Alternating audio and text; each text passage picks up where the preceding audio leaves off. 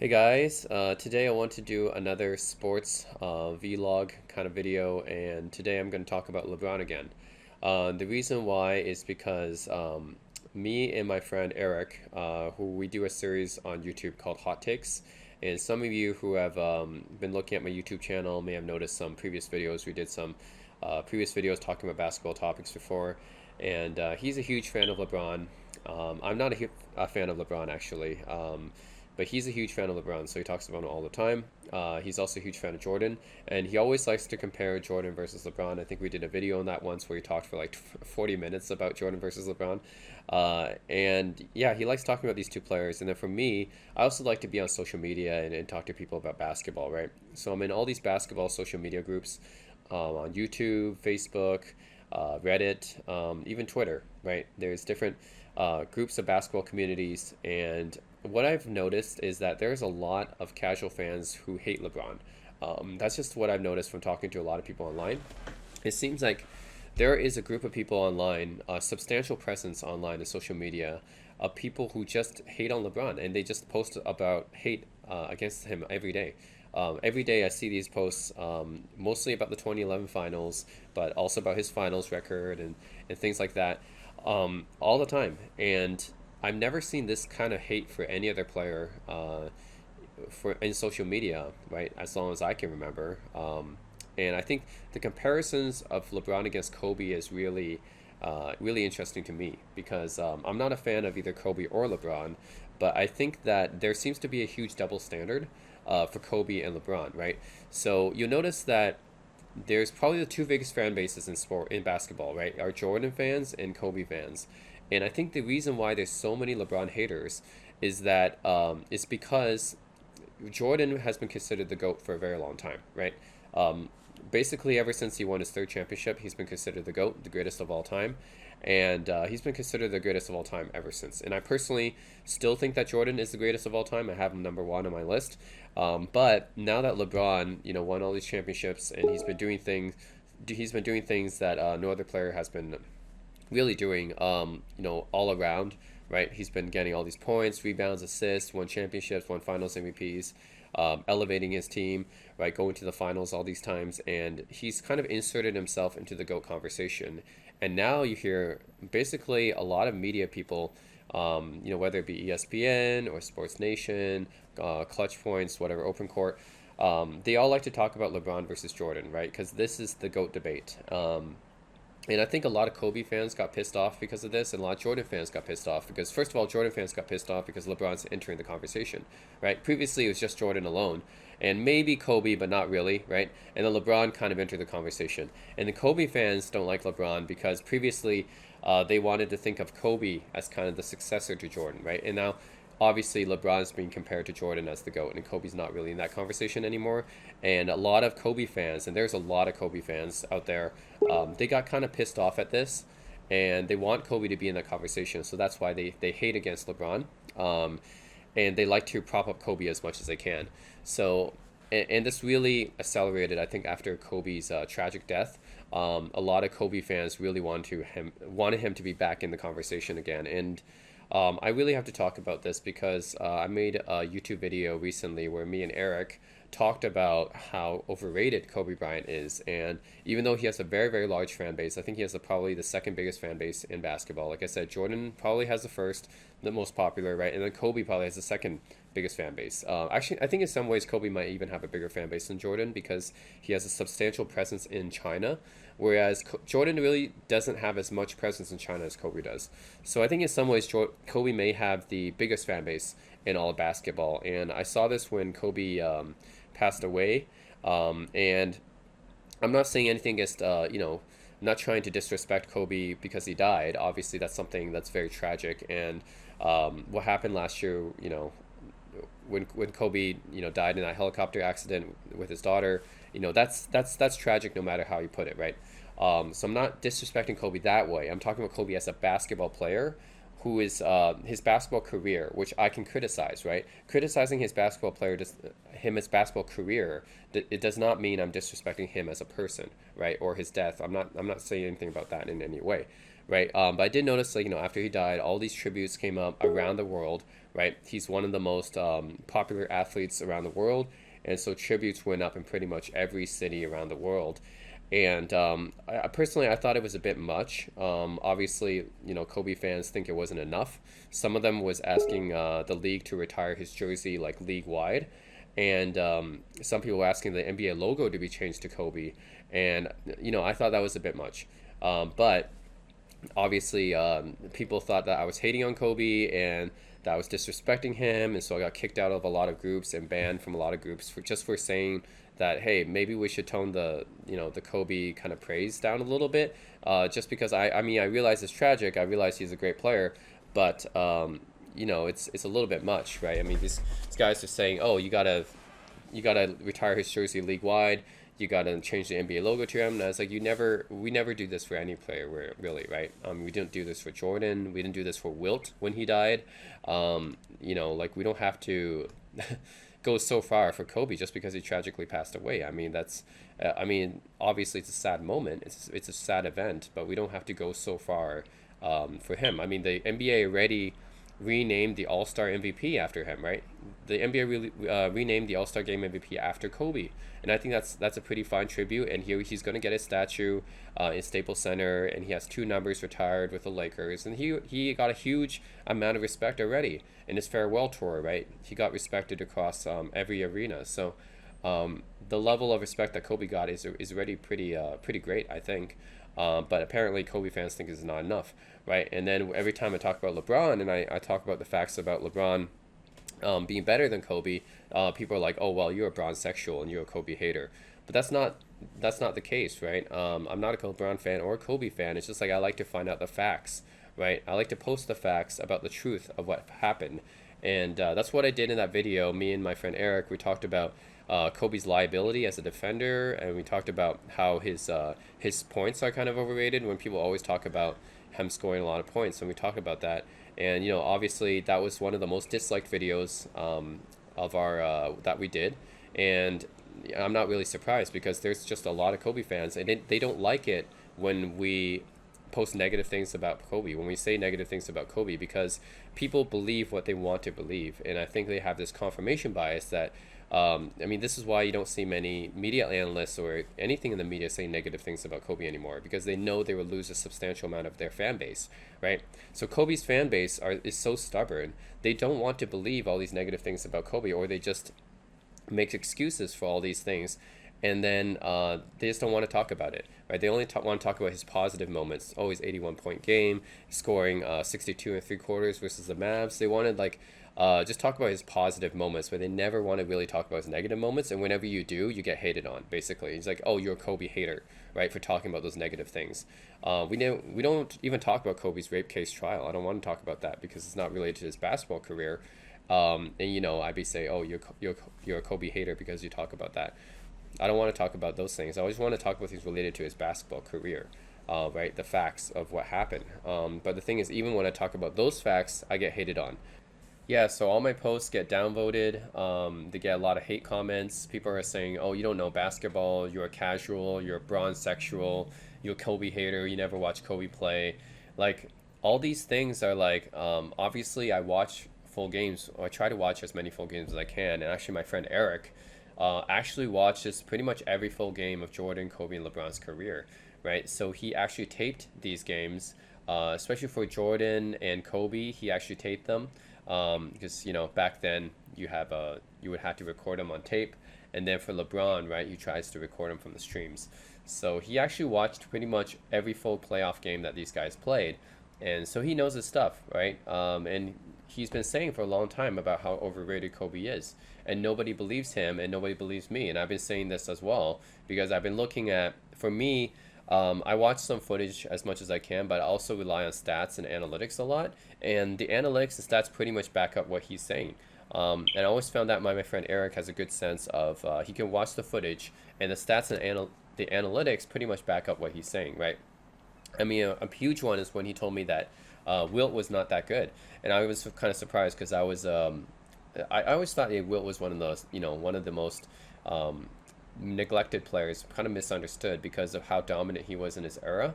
And then Eric told me, oh no, you got to watch Will play, right? You'll notice that he doesn't have very high basketball IQ, and he relies a lot on his athleticism. He doesn't take very good shots. And all his stats and stuff are there, but they didn't really help his team win. So I watched the footage, and then later on I watched a Thinking Basketball video on YouTube, which breaks down all the footage and it correlates that with the box plus minus score, and then I see the analytics on the charts and stuff like that, and then it's like, oh wow, Eric is right. Will actually isn't as good as Kareem when it comes to offense, even though Will obviously average more points per game. But this is the type of thing you come in as a fan and you don't really, if you don't watch the full games, then you wouldn't know, right? Like he told me, oh, Mark Price in his prime and Kevin Johnson in his prime were a lot better than John Stockton. Isaiah Thomas was a lot better than John Stockton. And I had the debates with him because I thought maybe they were around pretty equal because John Stockton had a pretty long career and he had all these assists. But you actually look at the footage and it was like, wow, Isaiah Thomas, Mark Price, Kevin Johnson were really better than John Stockton. You just gotta watch the footage of it. And he always talks about these underrated defenders too, right? He tells me, oh, Vernon Maxwell, Gerard Wilkins, Mookie Blaylock, James Posey, like all these guys were really great defenders for their era, and that's something you wouldn't know if you just look at the stats and the awards, because a lot of these guys actually never got any all defensive selections, right? So like James Posey, I think Gerard Wilkins and Vernon Maxwell, they didn't get any all defensive selections, but if you actually watch the footage, then you can actually tell that they were great defenders, right? They were really good defenders. It's just, I think all defensive and all NBA are kind of like media things, right? So later on, I'm going to go in more into detail about how a lot of the all defensive selections that Kobe got were actually undeserved, right?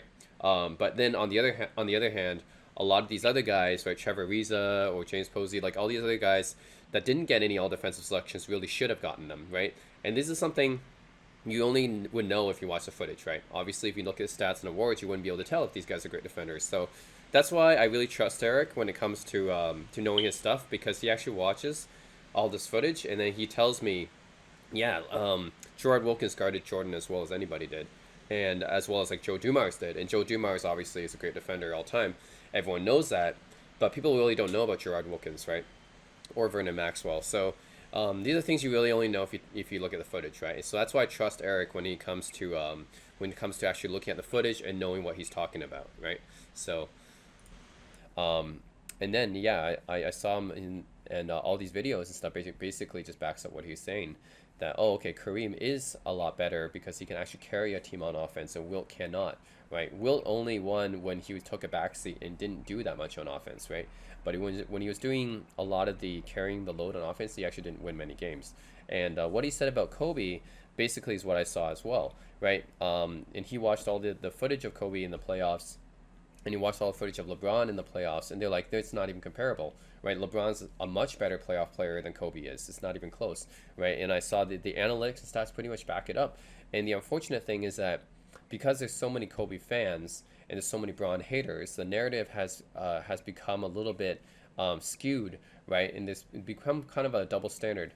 And just to give you guys an example of why watching footage is so important, not just looking at the stats, recently I asked Eric, what guys from the 90s would be good in today's NBA, and he said, yeah, if you look at Reggie Miller, if you look at Mitch Richmond, if you look at even John Starks would actually be better in today's NBA because of the softer rules.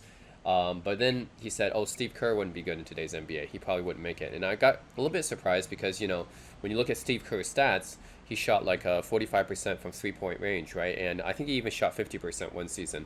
So, today's NBA obviously is really good for three-point shooters. So why can't Steve Kerr make it in today's NBA? So I asked Eric about this, and he said, yeah, the reason is because Steve Kerr couldn't really dribble, and he can't play defense, and he can't move off the ball. The only thing he can really do is shoot, right? And of course, Steve Kerr, the only thing we know him for is that one shot that he had for the Bulls, right? The clutch shots that he made for the Bulls, the one playoff series he had for the Spurs, that was pretty much it. But otherwise, he was basically unplayable. And the only reason why Steve Kerr wasn't cut from the team is because Jordan and Pippen's defense was so good, it covered up for Kerr's deficiencies. And I was like, that's really interesting. And then he said, yeah, but if you compare to a guy like, I asked about Kyle Korver, right? Because just looking at the stats, it's easy to think, oh, Kyle Korver could be a similar guy to Steve Kerr. But then Eric said, no, Kyle Korver is actually a very different player because he actually moves well off the ball and he can go through screens. And Steve Kerr couldn't do that. So Kyle Korver wasn't just a shooter like Steve Kerr was. So if you don't look at the footage, you won't actually know this, right? If you just look at the stats, you'll think, oh, Kyle Korver, Steve Kerr, kind of similar guys, but they're not really similar if you look at the footage, right? So that's an example of looking the footage is basically the truth, right? That's the truth. The box scores and the stats can only convey so much, and that's why it's so important for older players. Basically for any player actually to judge any player, you have to look at the footage. And Eric has seen basically all the footage of Jordan, LeBron, and Kobe, right? So that's why I really trust him when it comes to these guys. And I mean, first off, starting from the awards and stats, it's not really that close. So if you're talking about the career, both of them have played very long careers, but LeBron has way more awards. LeBron has more MVPs, more Finals MVPs, Rookie of the Year, more All NBA selections, and he was the best player for more of his teams. Whereas Kobe was not the best player on three of his teams. LeBron was the best player on all four of his, and this is reflected by the Finals MVPs, right? And really, the only thing that Kobe has on LeBron right now is the All Star appearances and the All Defensive selections, which I'll talk about later. Why they're not really merited to Kobe. There's some All Star selections and All Defensive that Kobe didn't really deserve, but he got anyways. Um, and of course, Kobe won a lot of his rings with possibly the most dominant center ever to play the game. So that counts as well, right, on why he has so many rings. And then the second thing is LeBron beats Kobe statistically in pretty much every category except for free throw percentage, which, let's be honest, Kobe has an advantage because he was a guard and LeBron is a forward. A guard is going to have higher free throw percentage than the forward most of the time. But yeah, if you're talking about total points, total rebounds, total assists, total blocks, total steals, and then average points, average rebounds, assists, blocks, and steals, and then all the advanced stats, win shares, per, WP48, plus minus, whatever you want to name, LeBron is ahead of Kobe in. So there's no not really any good case for Kobe over LeBron anymore. But I still have to mention this, even though LeBron has such a huge lead on Kobe when it comes to awards and stats, there's still some people out there, a substantial amount of people out there that think Kobe's still better than LeBron. Why this is, I don't know. Like, despite the fact that LeBron has more awards, more stats, pretty much every category he beats him in, there's a large percentage of people who still believe, a large amount of Kobe fans who still believe that Kobe's better because of some intangible thing, right? Because Kobe has better killer instinct, or they think that Kobe played in a tougher era, even though they played in the same era, honestly. So I don't know why that's the thing.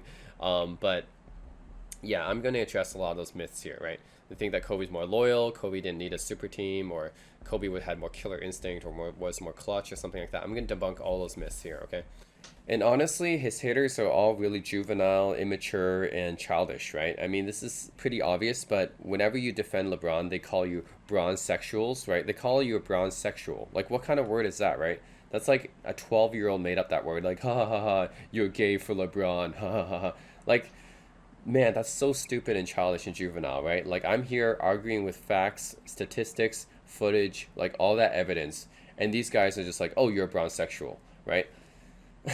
I mean, it should be obvious these guys are so immature and juvenile, right? And they call LeBron's like names like LeChoke, LeBum, LeFrozen. Like, come on, dude, man. Like, be adults here, right? If you're trying to be an adult here, we're trying to really talk about how good LeBron is, or even like if he's not good, right? We're trying to debate players here. We're trying to be adults, okay? And if you bring those kind of names and insulting kind of words in here, it just makes you less credible, honestly, right?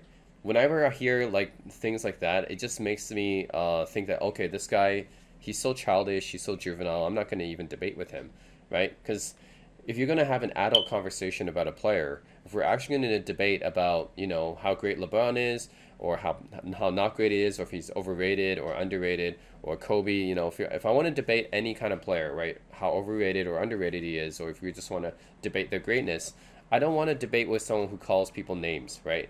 Like that's just it's like I'm debating with like a kid, right? It just takes away all credibility, I think, honestly. So that's why like whenever talk to people on social media online, if they say brown sexual or like lebum or something like that, it's not even worth my time to talk to these people. Honestly, their level of matureness is already like I already know that there's no point to talk to these people because they're not gonna welcome any kind of decent intellectual conversation, right? I mean, it's pretty obvious, right? And these are the kind of people, like I said, they see that stupid GIF, right, of that LeBron hugging Wade, and his face turns into like a baby face. Like it's just stupid, right? And then that's the arguments that they use, right? They use these kind of stupid memes, and that's really all they got. all these haters got are these stupid memes that don't make any sense and are very, very childish. And it's not just unfortunate that a lot of people online are, they get really convinced. I don't know why, but just the majority of people online who are Brown haters, right? They go for these memes and they're just convinced by these memes. And they're like, oh, yeah, JJ Barea or whatever prevented LeBron from scoring or whatever. LeBron choked, JJ Barea outplayed him or something like that. Like, are you freaking serious, right? Like, how do so many people fall for this shit online, right? How do so many people believe this shit? You're gonna believe like people who make these stupid memes and call LeBron names like LeBum, and you're gonna believe these people? Like, I don't understand why so many people fall for this shit online, but apparently that's the majority of people online on social media, right? They engage in this kind of juvenile, childish behavior, and then they call me a casual, right? Oh, you're the one who's a casual. I'm the one who's a casual who actually used evidence, statistical evidence, analysis, and video footage and evidence to make my points, and you just have this stupid hater meme, and I'm the one who's a casual. Okay, whatever, man. About these two players. So I want to debunk those double standards today. I want to debunk all these criticisms today. So I have this Reddit post, right? And Reddit removed this because they don't want posts that are too inflammatory, which I bet this post is going to be. Right? Obviously, this post is going to be downvoted just because I'm defending LeBron. And anytime you defend LeBron on social media, anytime you say anything bad about Kobe on social media, it's going to be downvoted and people are going to say hate comments, right? So that's why I got removed by the moderator, because anything that basically is going to be inflammatory, which anything is if you're talking about LeBron or Kobe and you're trying to compare the two, obviously you're going to get a lot of hate, right? So I understand why the Reddit moderators removed this, but I'm just going to go through this anyways on this video because I do want to talk about it. I know the Redditors may not be able to see this post, but I at least want my YouTube basketball fans to know this, right? Because I think it does deserve to be said. It deserves to be said, right? We can't just go on pretending that Kobe was this amazing playoff player who is super clutch when he really wasn't, right? I mean, that's a myth, right? And we can't just go on pretending that LeBron was this guy who really, in the 2011 finals, he had one of the worst performances of all time or something like that. We got to get this myth out of the way, right? We got to debunk this because that's the kind of thing that's a lot of casual fans see from the media and they kind of just believe it, right? They blindly believe this without doing the research. This is to debunk all the criticism against LeBron, which I see basically online all the time, right? You see Skip Bayless say this about this and ESPN. He constantly talks trash about LeBron. I see this on hater posts every day on social media. You know, all these memes. Oh my God, how many times have I seen the meme where these people are so stupid, they're so childish, but they always, I mean, and you would know this because they call people who like LeBron sexuals. I mean, how childish is that, right? But not just that, but they post all these like really stupid memes, right? Where like, there was this GIF where LeBron is like hugging Wade, and then he's hugging Wade, and then the GIF turns around and his face turns into a crying baby. And like, I've seen this one so many times on different posts that has nothing to do with LeBron, right? Because haters always want to post about LeBron all the time and bring him up in posts that have nothing to do with them. But I see this GIF all the time and it gets so many likes, and I don't understand why. Like, that's just such a stupid, childish thing, right? What does that have to do with anything, right? I think this is alluding to the fact that maybe LeBron flops and he cries to the referees all the time, but I don't get it, right? Like, why make this hater meme? Like this doesn't make any sense to me, right? It's not backed up by any facts, any evidence, doesn't affect his performance as actual, doesn't say anything about his performance as a player, actually. So I don't understand that. And okay, let's just address that flopping thing, okay? Because I'm pretty sure that like Baby GIF is about the flopping, and a lot of people have problems with LeBron flopping, of course, because they see the 6'8" guy, 250 pounds. Oh, why is he flopping, right? Why is he being so soft? Well, the thing is, people have to realize, right? The modern NBA rules are different from the old rules, right? And they're saying, oh, LeBron can't play in the 80s and 90s. It's too tough. It's too physical for him, right? He can't do that flopping in that era, right? Of course he's not going to do flopping in that era. The rules are different, right? In today's era, you actually get more points by flopping, right? You get more points by selling those fouls. And of course, LeBron, just like any great superstar, is going to take advantage of his era, right? I mean, just think about it. If you were a player in the league, right? If you had a chance to get free points, wouldn't you take that chance, right? Yeah, of course LeBron's going to take that, just like everyone else in the league, right? Look at James Harden, right? Now look at Luka Doncic. Look at all these guys in the league. They're all taking advantage of those rules, right? It's not just LeBron, right? So I don't like when people saying, "Oh, LeBron flops. He'll never be able to play in the old era." Of course, he can play in the old era. Look at his physique, right? He basically has the body of Karl Malone, right? You're saying he can't play in the 80s and 90s? He's like a freight train. He'll run those guys over. You talk about guys like freaking Danny Ainge, like Mark Price. Yeah, he's gonna run those guys over, man. Of course, he's not gonna have any problems in the 80s and 90s. He only plays so-called soft in today's era because he can get extra points for that, right? And every superstar takes advantage of their era, right? And if you take him back to 80s and 90s, of course he's not going to do that anymore. He's not going to flop. But it doesn't mean he can't play in that era, right? He has the physique to play in that era. I'm not saying that guys like, for example, Steph Curry, for example, is a player that might not do as well in the 80s and 90s because, well, there's hand checking back then, right? And people can just put a hand in his face and they can guard him all the way up the perimeter with a hand in his face, right? So that might be different. Now Curry can score as much as he does because you can't really touch him, right? You can't touch him. That's the thing. If you put him back in the old era, you can't touch him anymore. He pretty much loses his main advantage. But for LeBron, no, right? I mean, he's one of the guys I think can do well in any era, right? You put him in any era, he can pretty much do well because he has the physique, the build, the athleticism, basketball IQ. He has pretty much everything for any era, right? So it's stupid to me that people will say, "Oh, LeBron turns into that crybaby face because he cries to the refs and stuff like that." Dude, anyone who plays basketball, just anyone in the NBA does that, right? It's not just LeBron. Is they're taking advantage of the rules to get free points. If you had the opportunity to get free points in any sport, you would do it, right? Like, why wouldn't you do that, right? Is LeBron gonna say, "Okay, I'm not gonna get free points because I'm too afraid of what people on social media say about me"? Of course not, right? Like, to me that's stupid, right? It's an invalid criticism of LeBron to say that he flops and stuff like that. That's his era. That's the modern era. I mean, if you take LeBron back to the 80s and 90s, like I think he would do just as well, right? He just wouldn't have the modern like soft rules and stuff like that and soft defense, but he has hand checking back then. But he would do just as well because he has the physique for it. He has the basketball IQ. He takes advantage of today's rules to get free points, and honestly anybody would, right? They're not going to say, "Oh, a bunch of guys on social media is going to call me a crybaby, so I'm not going to do that." Of course, I don't care about people what social media thinks. I'm still going to do that to get free points. It's going to help my team win, right? Anytime you have a chance to get free points to help your team win, I'm going to do that, right? I don't care what people on social media say about me. I'm a crybaby or something like that. So, I mean, it's pretty obvious, right? It's just stupid that people think that about LeBron. That he wouldn't be able to play in older eras just because he does that in today's era. Stupid. Like, and a lot of people like just get sucked into this LeBron hater stuff, right? They always post the stuff about his 2011 finals. Oh, JJ Barea outplayed him, or Jason Terry outplayed him, and like, it doesn't make any sense, right? So I'm here to debunk a lot of that, right? So when you actually do the research, I'm gonna debunk all these different myths, okay? A lot of different myths about LeBron out there, a lot of different criticisms that are not valid, right? So I want to debunk them in this video. So first of all, I want to go through them one by one. I want to compare it to Kobe if possible, right? Just to show you guys the double standard for LeBron and Kobe, okay? So first of all, the first one is LeBron is not loyal to his team.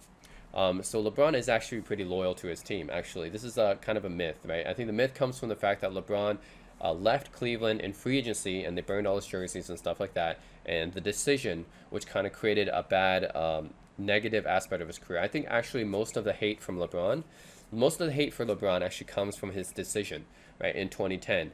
And a lot of people hated on LeBron after that. Before that, I think LeBron was pretty well liked. But after the decision, he kind of became the villain. And a lot of people hated him. They burned his jerseys and stuff like that. So he left Cleveland on bad terms.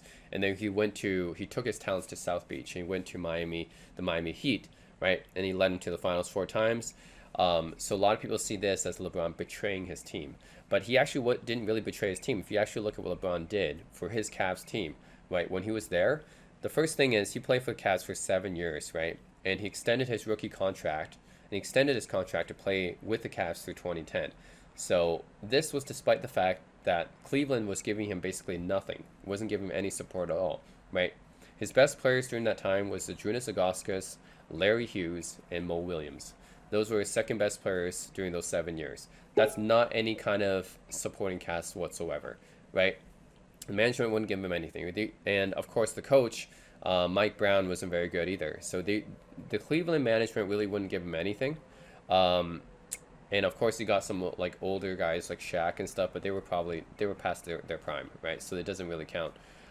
So yeah, he pretty much had nothing those years, and he still brought Cleveland to the finals, right? In 2007, he brought Cleveland to the finals with a roster of Zydrunas Ilgauskas, Larry Hughes. He had Drew Gooden, Daniel Gibson, Sasha Pavlovich, and Eric Snow on that roster. Right, none of those guys are any guys that could be any condition to be in the finals. Right, they have no right to be in the finals, but LeBron brought them there. Right, so and that's the first finals that Cleveland has ever had in its history. Right, so he played for a franchise for 7 years, brought them to their very first finals, right, with basically no supporting cast. So I think that's already pretty enough for a franchise, for any franchise, right? If you think about Jason Kidd, for example, right, or Allen Iverson, right? If you think about Jason Kidd, bring that Nets team to those two finals, he gets hugely respected, right? Because he brought the Nets to two finals, and they only had two finals in their NBA kind of franchise history, right? And if you look at Iverson bringing that 2001 76ers team, which honestly, I think Iverson's supporting cast was actually better than what LeBron had in 2007. At least he had Dikembe Mutombo, who was All NBA second team, All Defensive first team, Defensive Player of the Year that year. At least he brought him to that finals, and Iverson gets huge amount of respect for bringing that team to the finals, right? LeBron brought that 2007 team to the finals, which is worse, arguably worse, or as bad as Iverson's 2001 team, and that's doing a lot for this franchise already, right?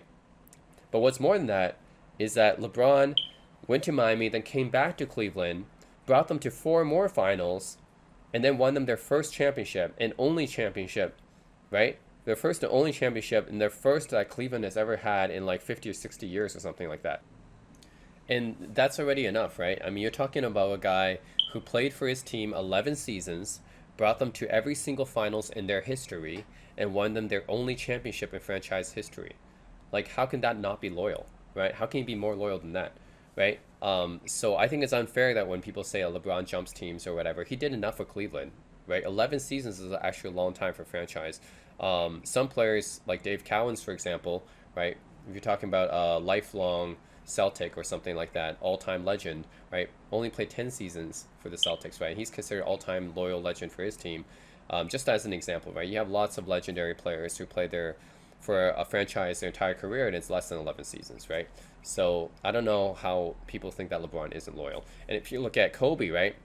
Look at the other hand, people say that, oh, Kobe bleeds purple and gold. He's the most loyal player. He puts them out there with Duncan and Dirk and those guys. The thing about Kobe is when he had a bad team, which was in the mid 2000s, and he had a bad team, he had like Smush Parker, Kwame Brown, all these guys that Kobe fans like to talk about because they like to exaggerate how bad his team is. Yeah, during that time, Kobe was pretty much asking for a trade like almost every day, right?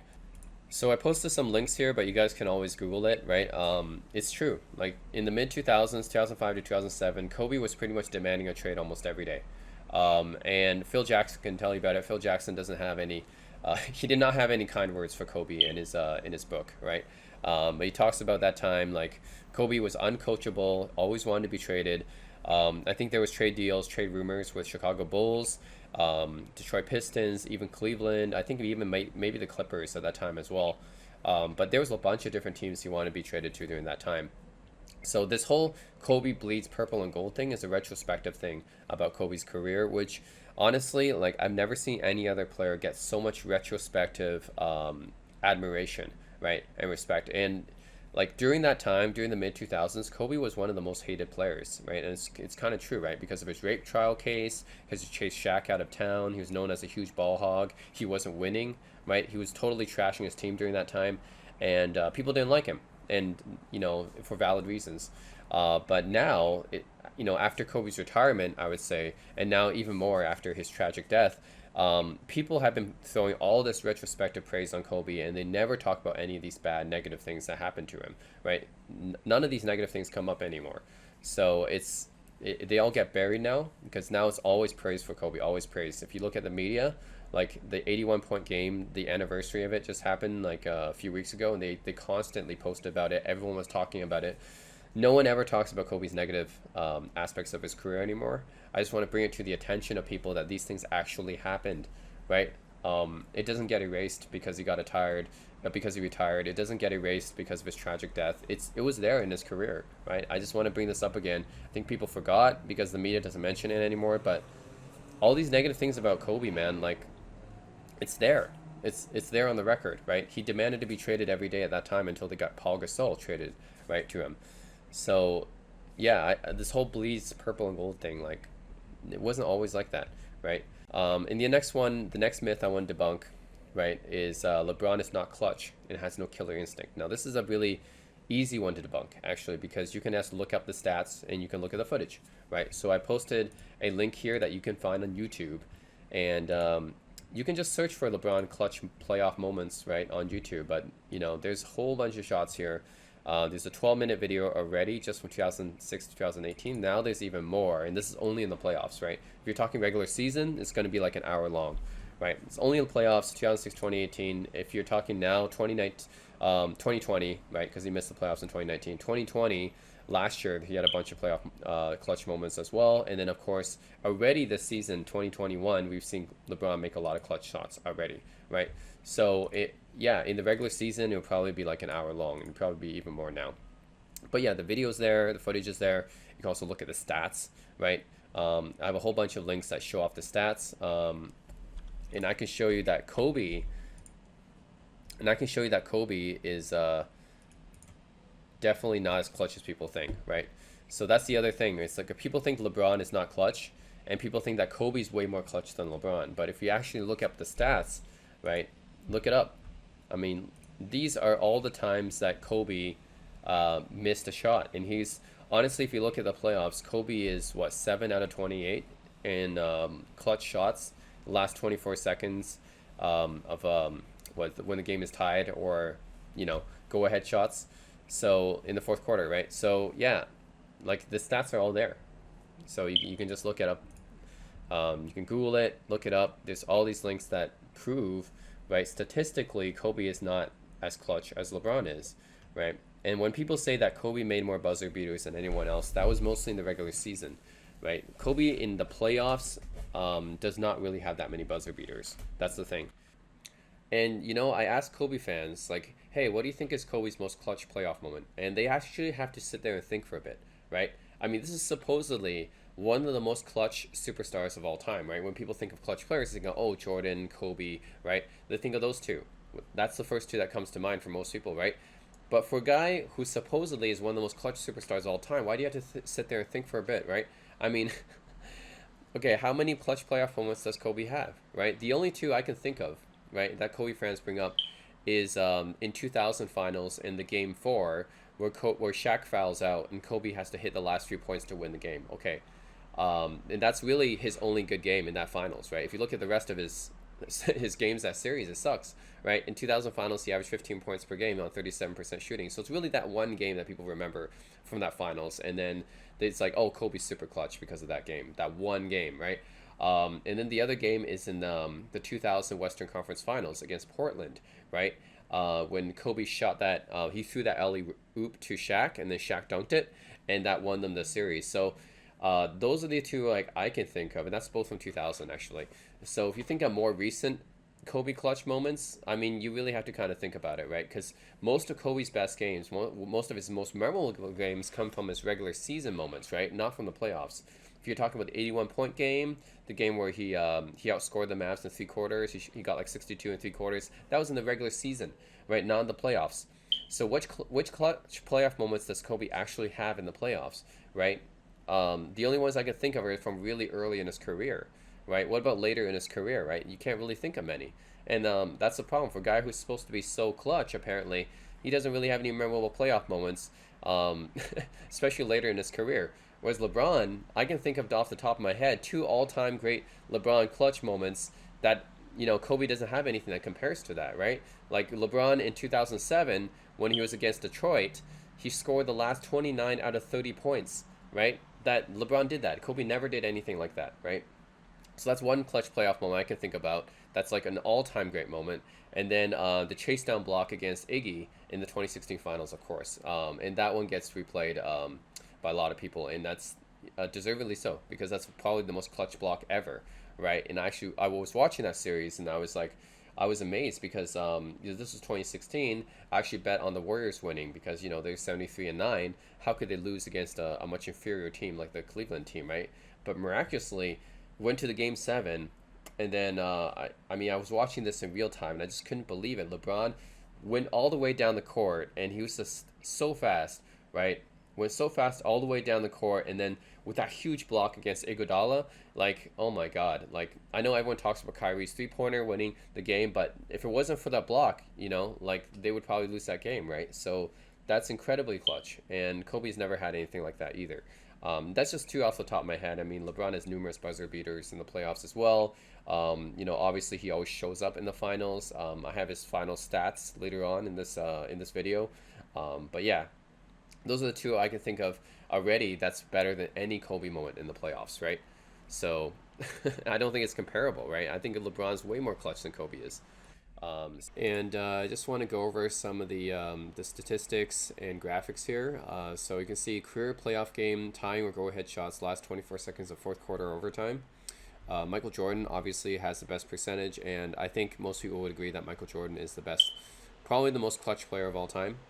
And I would definitely say he's more clutch than LeBron is. But look at LeBron, right? 36 percentage, Kobe 25%, with a league average of 28%. So definitely LeBron is above average when it comes to clutch playmaking, and Kobe's actually below average, right? People don't think about, oh, Kobe's one of the most clutch players ever. He's below average, right? 7 out of 28. It's all there on the stats, right? LeBron 8 out of 22. And this is only to 2017, right? So if you talk about 2018, I know he made a few more buzzer beaters in the playoffs. I think he made 2 against the Pacers, actually, in 2018 playoffs. And then 2020 as well, last year. So his percentage has actually gotten better. This is just as of 2017. He's made 36%. I think it's actually a little bit higher, like 41% or something like that now. But yeah, Kobe 25%, right? His career already ended. We know that's his percentage. And there's like a bunch of other memes here that are kind of stupid. We can just go over them just briefly. I don't know why. I don't have to address these, but I mean, I see these memes and just posted. It's dumb, right? I see this one a lot by Fadeaway World. This doesn't make any sense, right? I'm gonna go later in this video and talk about why Kobe's kind of overrated on defense. But defense should not be Kobe. That one I think actually should go to LeBron in his prime. But overall, it's pretty close. I don't think it's because Kobe was actually a pretty good defender earlier in his career, but later in his career, no, right? And LeBron's an underrated defender, so I don't think that one goes to Kobe at all. Clutch, again, we just proved that that's false. It's not Kobe for the clutch. Basketball IQ is definitely LeBron. I don't think that's even close. Impact shot, definitely LeBron. There's proof of this because when LeBron left the Cavs in 2011, right, to go to the Heat. Actually in 2010, right, to go to the Heat, they went from 66 games all the way down to 19 games. So that's you can see the impact of LeBron there. They literally went from being like first seed in the regular season to going to the lottery, right? And that's how they got Kyrie, right? They picked Kyrie as the first pick of the 2011 draft because they went all the way down to the lottery, right? And then after they got LeBron back, Kyrie actually never made the playoffs, okay? Kyrie never made the playoffs. After LeBron came back and brought Kevin Love, they went all the way from the lottery to going all the way to the finals, right, in 2015. And you can't say that's because of Kevin Love, right? Definitely wasn't because of Kevin Love, because Kevin Love couldn't take his team to the playoffs either when he was in Minnesota. So it's definitely LeBron. So the impact of LeBron, you can feel it there, right? The impact of Kobe. We have evidence that Kobe doesn't have that much impact on his team. When you just look at 2006, 2007, 2008, right? 2006, 2007, right? I already went over a previous video before how Kobe had a bad team, but it wasn't as bad as his fans think it was. So 2006, 2007, Kobe was averaging like 35, 32 points a game, right? So he was in the middle of his prime there, and he couldn't bring his team past the first round, right? And in 2008, Kobe won MVP. His stats actually weren't better than in 2006, 2007, right? So if you look at his 2008 stats, it was actually lower than 2006, 2007 when he's leading the league in scoring, averaging 35, 32 points a game. The difference was they added Paul Gasol in 2008, right? They added Paul Gasol, and that brought them all the way to the finals, right? So yeah, I mean the rest of the roster pretty much was the same. They still had Kwame Brown, Luke Walton, Lamar Odom on the team.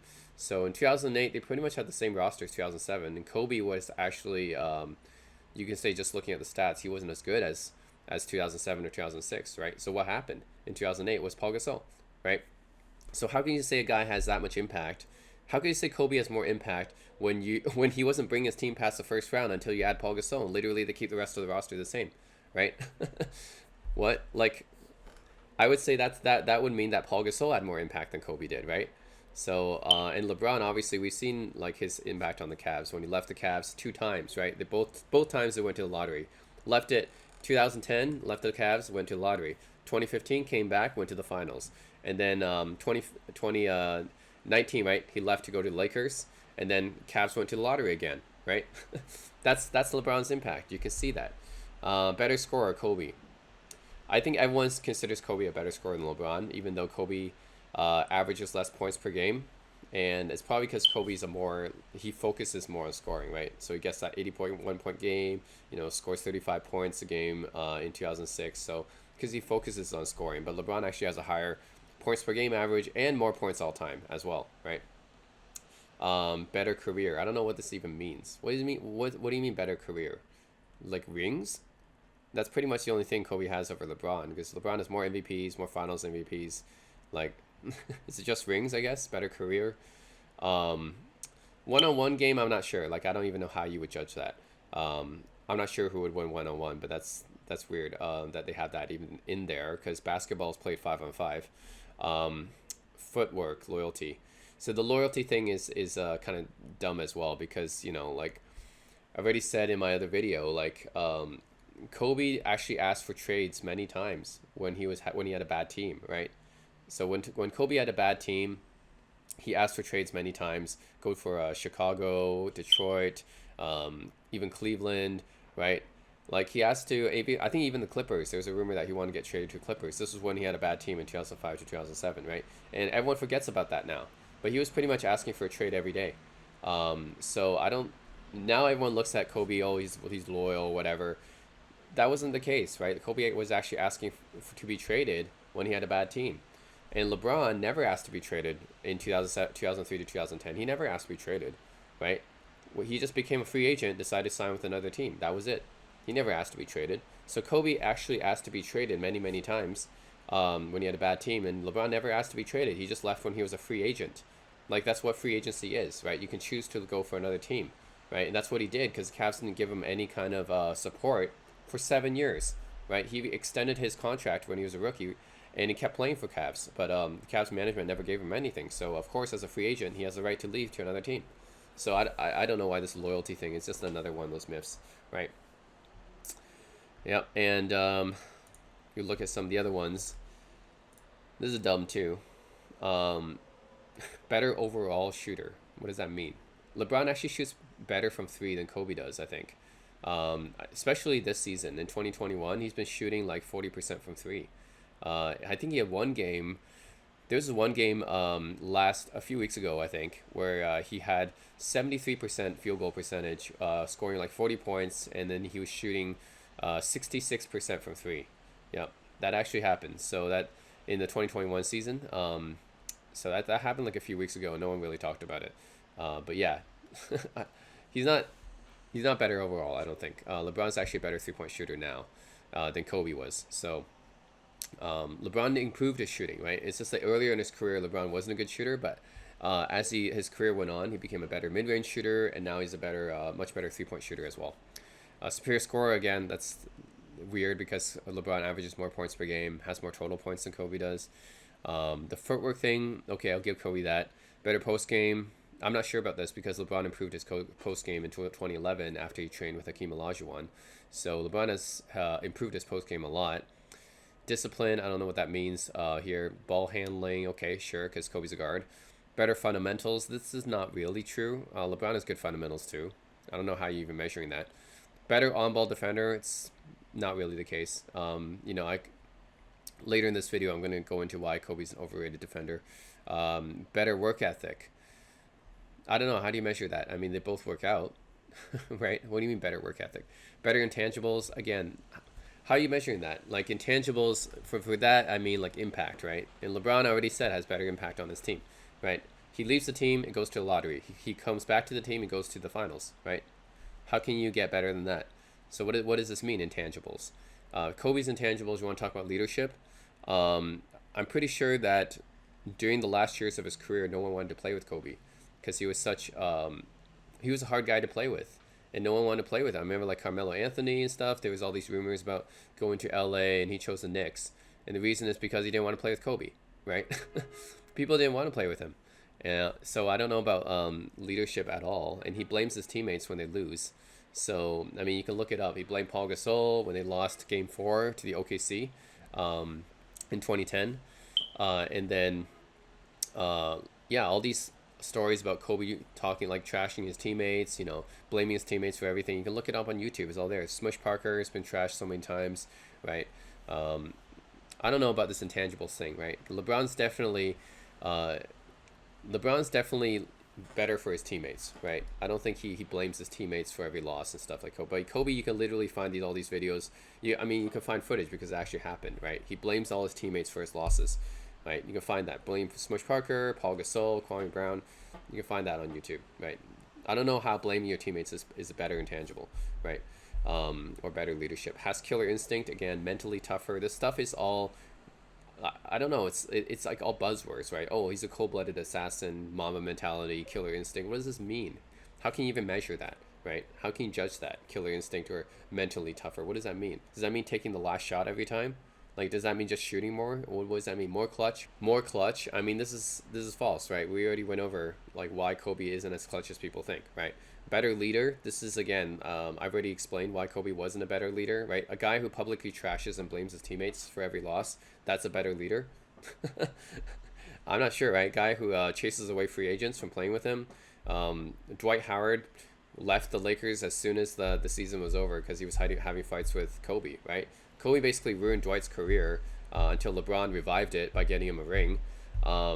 He ruined Smush Parker's career. He ruined Kwame Brown's career. He ruined all these guys' careers, right? So I'm not sure about the better leader thing. More skilled. I don't know what you mean by that. Is he because he's a guard? He knows more offensive moves, I guess. So that might be the case. Better focus and better closer. Again, this is probably related to the more clutch thing, which he is not. So. Yeah, the only things I would agree with here are better footwork, probably because he's a guard. Post game, up for debate. Discipline, again, up for debate. I do like Kobe's work ethic. I think that's really good. I'm not sure if it's better than LeBron's, but he definitely has a good work ethic. On-ball defender is up for debate as well because I'll go later in this video why Kobe's an overrated defender. Better ball handling because he's a guard, sure. More skilled, arguably, on the offense. Again, like all the rest of the stuff, like it's just false, right? So there's only a few on here I agree with. So, and then in the 5 championship rings, this is actually 4 championships now. 5 championships, one of which he averaged 15 points per game in the finals in 2000 against Shaq's 38 points per game. Right, you gotta take that into account. One of these rings, okay, I agree. 2001, 2002, it was a lot closer, but 2000, Kobe was averaging 15 points per game with 37% shooting, right? Shaq was averaging 38 points per game, like 16 rebounds. It's not even close for that one ring, right? And LeBron has 4 rings, all 4 Finals MVPs, right? So, yep. Just gotta like talk about these memes and how false they are. So yeah, there's all these other links here that show up. If you want to look at elimination games, I posted the elimination game stats here. LeBron does way better in elimination games. Kobe's 8-11 in elimination games. LeBron is 12-9. I think all this LeBron is not clutch stuff came from 2011 finals. That's really it. That's the only time when LeBron did not really step up. And all his Le Choke, Le Frozen, all these like terms for him, all this LeBron is not clutch thing, it came from that one playoff series, right? In 2011. That's it. That's just that one playoff series. And every other playoff series, LeBron has been clutch and LeBron has elevated himself. It's just that one playoff series in 2011, he did not elevate himself. And then that gets remembered forever, basically. And Kobe has that one playoff series where he elevated himself, which is in 2000 finals. I think it was game 4 or something. He shot the last few points or something because Shaq fouled out. came into the game, shot the last few points or whatever, and then that won him the game, and that basically got remembered forever, right? And from then on, Kobe was the most clutch playoff performer, just from that one playoff series, right? And in other playoff series, if you talk about 2004, 2008, 2010, he didn't really have any clutch playoff moments. But people, just because I'm talking about this double standard between Kobe and LeBron, people only remember Kobe's best playoff moments, and they only remember LeBron's worst playoff moments, right? It's like the opposite. So it's unfortunate, right? LeBron has had so many clutch playoff moments, way more than Kobe, but they all get forgotten because of 2011. The other myth I want to debunk is LeBron was not a good defender, and also that Kobe was a good defender. The thing about Kobe is that he was an overrated defender, and we already talked about, me and Eric already talked about this in our video, but there's numerous instances that back this up. If you actually look at the footage, especially after 2003, I would say Kobe was not very consistent on defense at all, especially in the off ball, right? On ball defense, he can be very, very streaky. Like sometimes he might have the focus, but other times, he doesn't have the focus at all. And you can see this in the different video clips. Let me show you that. If you just look on YouTube, you see 2010 NBA playoffs. B-Ball Breakdown does one where Kobe has poor effort on defense. If you look at this one, this video, you can see how LeBron James defense in action. And then there's other videos you can watch where Kobe was very unfocused, inconsistent on defense. And in the off ball, his off ball defense was pretty much non-existent, right? After 2003. So the thing about Kobe's all defensive selections, because that's what people looks at, right? People look at Kobe's 12 all defensive selections, 11 first team all defense, right? Which is basically bullshit because they gave it to him out of reputation. If you look at this article, you can look at the defensive regular adjusted plus minus for every player. You can see that this is the defensive plus minus, right, for every player, and you can see that Kobe is dead last in 2011, right, and he got voted first team all defense that year, even though he was dead last in the league. So that goes to show that a lot of the Kobe's like all defensive awards are basically BS, right? They gave it to him out of reputation more than anything. I think Kobe has his reputation as an intimidating defender, even though he didn't actually back it up very much. But it's just his reputation. So that's why they gave him all these all defensive selections. And LeBron has 6 all defensive selections too, by the way. But people almost never name LeBron as an all-time great defender, even though he is, right? I have all these links posted. You can see this, just tons of evidence, statistical evidence, or you can look at footage, right? Empirical evidence. You go to Backpicks, for example. You can see a lot of different analysis already, a lot of different articles about LeBron's underrated defense, right? So, I mean, you guys can just go to all these links, you can Google it. It's all there. I mean, just the proof is there that LeBron is an underrated defender and Kobe is an overrated defender, right? So all these all defensive selections that Kobe got were basically unmerited and undeserved. By the way, his all-star appearances too, right? I have to mention when people say all these conspiracy theories about Kobe being robbed of MVP, or the NBA didn't give CP3 Kobe because they didn't want him to bring more rings, it's all BS, okay? Like, first of all, he didn't win MVP in 2006 because his team wasn't that good, right? I mean, how much of an MVP can you be if you can't elevate your team, right? And Kobe fans like to say, oh, his team sucked or whatever like that. Bottom line, if you can't elevate your team, you can't be MVP. That's just how it is, right? LeBron elevated his crappy team all the way to the finals. Kobe couldn't get past the first round. That's just the truth, right? And Kobe had a much better team, not much better, but he had a better team than LeBron because he had Lamar Odom, right? And LeBron never had anyone that good, right? I mean, sure, he had Kwame Brown and Smush Parker, but LeBron had Daniel Gibson and Drew Gooden and Sasha Pavlovich. Like, they're not much better than Smush Parker, right? But LeBron was able to elevate that team. Kobe could not elevate his team, right? So how much of an MVP can you be? And of course, he was 4th in MVP voting that year. So how can you be robbed of MVP if you're 4th in MVP voting? And guess who was 2nd in MVP voting in 2006 after Steve Nash? It was LeBron James, right? He was 2nd, and no one ever says LeBron got robbed of MVP, right? But all these Kobe fans say, oh, he got robbed of MVP even though it was just 4th place. And he didn't get anywhere. He didn't really elevate his team that much in the playoffs, right? I think that year, the Suns, actually, they beat the Suns. They were up 3-1, right? They were up 3-1 against the Suns, and then Kobe pretty much choked that away, right? Kobe gave up on his team in the game 7 of that playoff series when they were up 3-1 against the Suns, and no one ever talks about that. And if you want to talk about MVP, right, it's just historically MVP has always been the best player on the top 3 seed, right? The only exception was Russell Westbrook in 2017, and that's because he averaged triple double for the first time in like 50 years, right? Kobe obviously did not do that, right? And it's not like it's the only time a guy who scored a lot of points did not get MVP, right? Because scoring champion and MVP are two different things, right? Like Jordan averaged 37 points per game in 1987, he didn't get MVP. Wilt Chamberlain averaged 50 points per game in 1962. He didn't get MVP. But for some reason, Kobe fans are like, oh, he was robbed of MVP. He was the best player. He was averaging 35 points per game.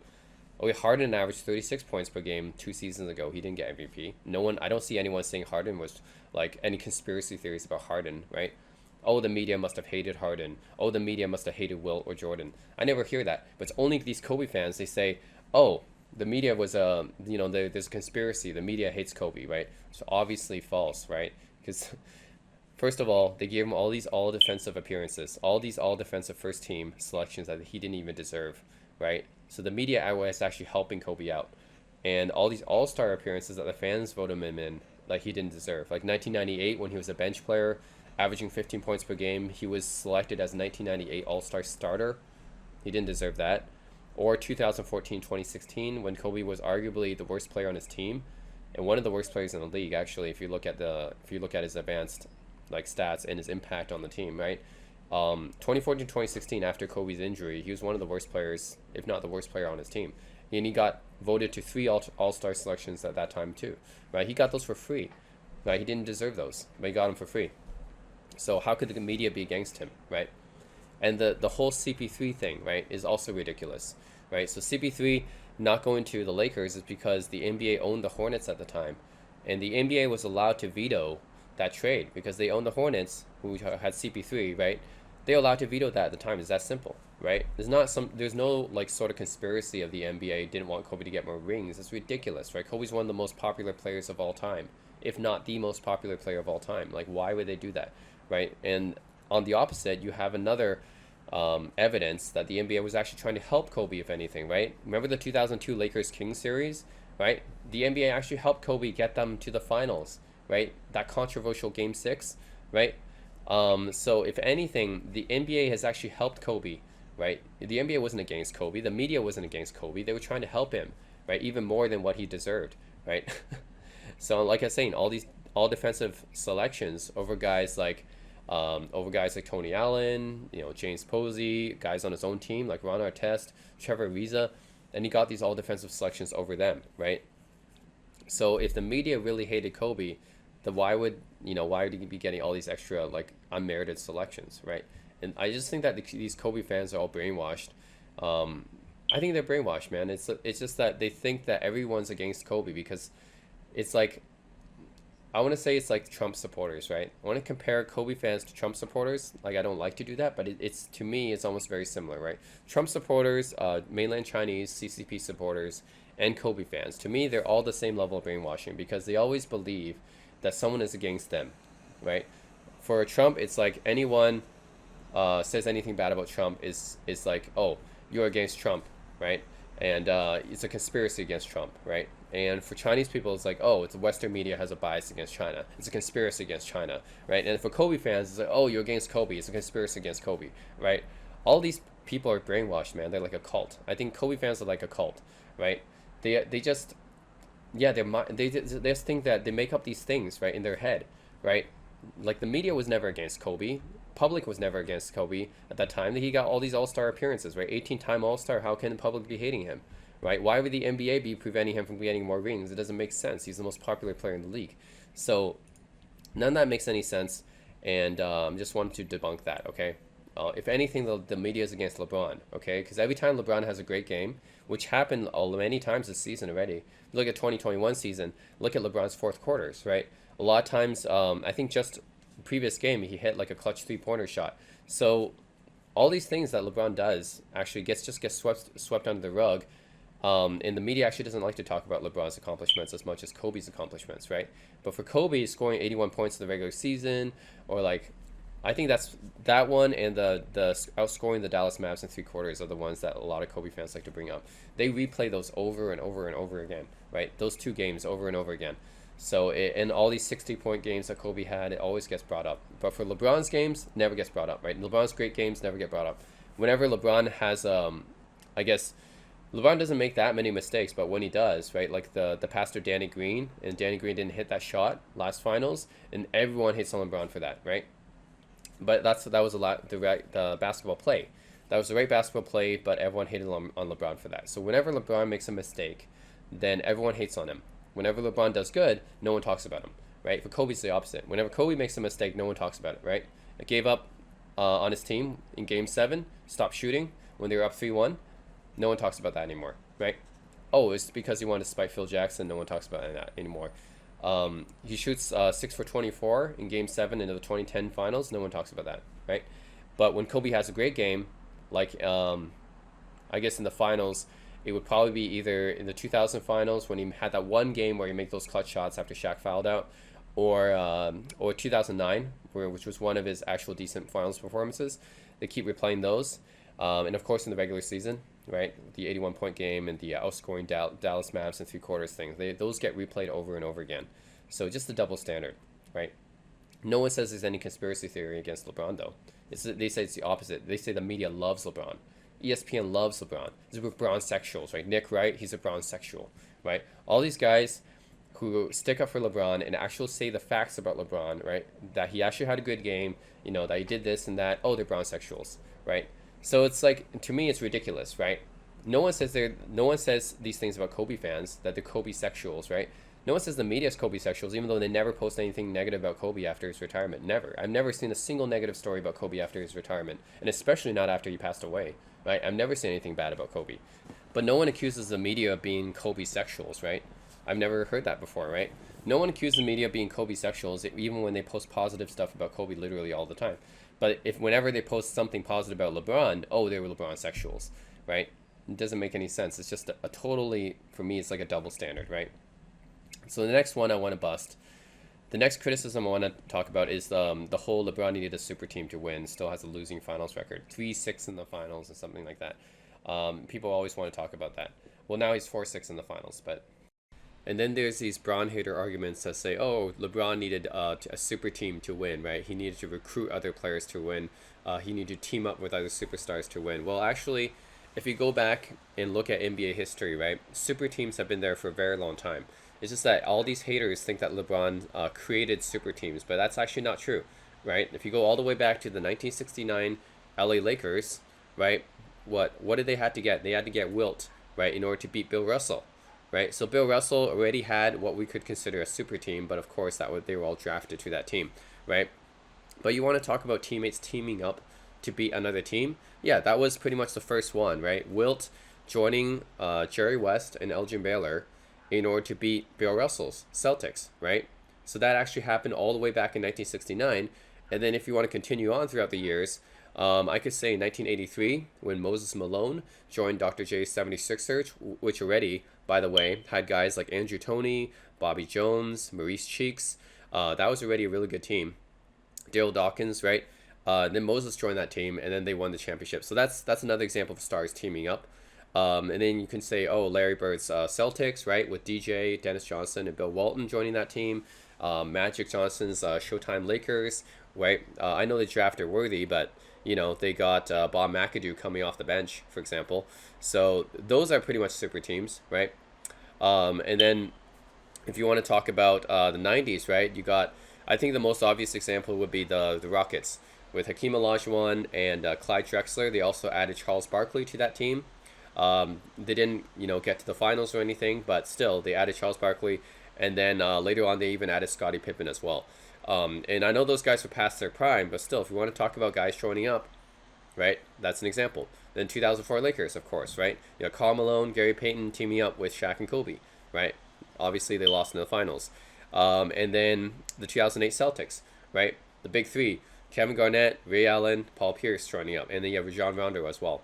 And then 2013 Lakers as well, another Kobe super team, right? You got Kobe, Dwight Howard, Paul Gasol, Steve Nash joining up. And I know people are going to say, well, they were past their prime and stuff like that. It doesn't count. Well, actually, LeBron only got Wade 2 years of healthy Wade, really, 2011, 2012. Starting from 2013, I know 2013 Wade was still doing pretty well, but 2014 Wade was definitely in decline, right? And then if you talk about Kevin Love and Kyrie Irving, I mean, those guys, can you really consider them in their primes, right? I mean, Kyrie Irving was just, he was still like kind of starting out, right? I mean, I wouldn't consider Kyrie Irving or Kevin Love to be really like, even their primes, I wouldn't consider to be like, obviously not comparable to anything like Prime Shaq or anything like that, right? And the 90s Bulls, which got Dennis Rodman as well. And you might say, oh, Dennis Rodman's not in his prime anymore. You still led the league in rebounding. So I think that kind of counts, right? So you have so many examples of super teams, right, in NBA history. It's definitely not LeBron that started it, right? And I know everyone has different definitions. I think what people don't understand is I think they're trying to refer to super teams as LeBron starting this era where people team up in their prime as free agents, right? And they have a problem with that versus the front office doing that, right? So what's the difference between the front office trading for a player to win a championship versus LeBron wanting to play with other players to help win a championship, right? There's no difference really, right? Teams want to win championships, players want to win championships. There's really not much difference between the two, right? But people want to make it seem like, oh, they're totally different or whatever. Showtime Lakers, Birds Celtics, yeah, that was organic, right? Oh, Steph Curry's Warriors, by the way, with Kevin Durant on it, that was definitely a super team, right? Curry's Warriors, okay, that was more organic because they drafted Draymond Green and Klay Thompson or whatever. But the thing is, it doesn't. It's the same thing. If you look at the end result, right? Teams want to win championships. They want to draft the best players. They want to trade for the best players, right? Shaq signed with the Lakers as a free agent, by the way. So that's all like that's teams wanting to win championships and players wanting to win championships, like LeBron, because he didn't get any help in Cleveland at all. They didn't help him with anything. Of course, he wants to team up with better players to help win a championship, right? And, like, it doesn't make sense to me why people criticize him for that. They want they want players to suffer. Like, I don't get it. They say, oh, you got to deal with what you got to have. What you got to deal with what you have, right? And then you got to do that. You got to take that team to the championship, right? You can't ask for help and stuff like that. You have to have it rough. Like, that's stupid, right? Like, people they judge NBA players based on the number of championships they have, and then they criticize them when they want to win championships, when they want to team up with other players to win championships. Like, what the hell, right? So I think what fans really want is they want a player to suffer, and they want to win a championship the hardest way possible, right? With like the worst supporting cast, which, by the way, would make Hakeem Olajuwon the GOAT, right? Because Hakeem Olajuwon won 2 rings without another All-Star on his team. First one with Otis Thorpe, former All-Star, not an All-Star that year. 1994, 1995, he had Clyde Drexler, but Clyde Drexler wasn't an All-Star that year. So he won 2 championships without another All-Star. So why isn't Hakeem Olajuwon the GOAT, right? If you want players to have the toughest path possible to a championship, Hakeem probably had the toughest path possible, right? He won 2 of them without another All-Stars team. Then you got Ben Wallace, Dirk Nowitzki, Rick Barry, all these guys won championships without another All-Star on his team. Why aren't those guys in the GOAT conversation, right? So it's stupid to me, right? Like, fans judge players by the number of championships rings they have, and then they criticize players like LeBron for teaming up, or Kevin Durant for teaming up for wanting to win championships. Like, what do you want? Do you want a player to win championships or not? But they don't want it to win the easy way. You gotta want it to win the hard way. Like, it's stupid, right? Right? Anything takes chemistry, right? Like, I don't know. I find that such a bizarre thing to say. Like, oh, you have to have it hard. You have to tough it out. You can't do it the easy way. It's like fans like, no, we judge you by the amount of rings you have, but only if you get it the tough way, right? It doesn't make, like Kevin Durant, people say about KD's rings doesn't matter, right? Because he joined a 73-win team. Like, no, those rings don't matter. It's like too easy for him, right? No, it's like we only judge you by the number of championship rings that you had it tough, right? Well, in that case, Kobe only has 2 rings, right? Because he had Shaq for 3 of them. That was easy, right? That's easy when you have the most dominant player ever on your team. So I don't know. It doesn't make sense to me, right? Anyways, people say, well, LeBron has a losing finals record, and that's why he's not, he sucks and stuff like that. Well, the thing is, people who think that LeBron's finals record is a bad thing, is they really don't know basketball, right? And they really don't, because whenever you play sports, you try to get to the finals, you try to win a championship. The goal of any kind of sport, right, is you try to win, right? Anytime a team sport, you try to win, you try to get as far as you can, right? And to get to the finals is obviously better than losing in the first round, than losing in the second round, than not making the playoffs, right? It's obviously better, right? And who cares if you lose in the finals, right? If you lost in the first round, you think you losing the first round is better? Not making the playoffs is better, right? Obviously, losing the finals is not as bad as not even making the playoffs, right? Not making the playoffs is worse because you didn't even have any chance to win a championship. At least when you go to the finals, you have a chance to win a championship, right? But if you miss the playoffs, if you exit in the first round or second round or semifinals, you don't have any chance to win a championship. If you go to the finals, at least you have a chance, right? So the whole thing about LeBron having a losing finals record doesn't make any sense to me, right? It's like saying, okay, I have a better finals record because I'm 0-0 in the finals. Oh, look, I have a better finals record than LeBron. I never lost in the finals. Or you can say this about any player basically never made the finals, like Steve Nash, right? Well, Steve Nash never made the finals, so he doesn't have a losing finals record. So is he better than LeBron, right? It doesn't make any sense, right? LeBron made a lot of finals because he elevated his team enough so that he can bring them to the championship game and try to win them a championship, right? And of course, a lot of the times when LeBron made the finals, he was in a weaker conference, right? So the East, people like to talk about the weak East, right? Of course, the East was weak in the 2000s. I'm not going to disagree with that. I think the East was very weak in the 2000s. You had teams like the 2001 76ers, 2002, 2003 Nets, 2009 Magic, 2007 Cavs. Like I said already, these are some of the weakest teams ever to be in the finals, right? So the East was obviously very weak when LeBron was there. So obviously, if you have the best team from the weaker conference versus the best team from the Western Conference, the stronger conference, who do you think is going to win, right? Like, who do you think is going to be the underdog, right? This is the thing I don't understand. People want to talk about LeBron playing the weak East. He had an easy path to the finals, right? He had a super team, right?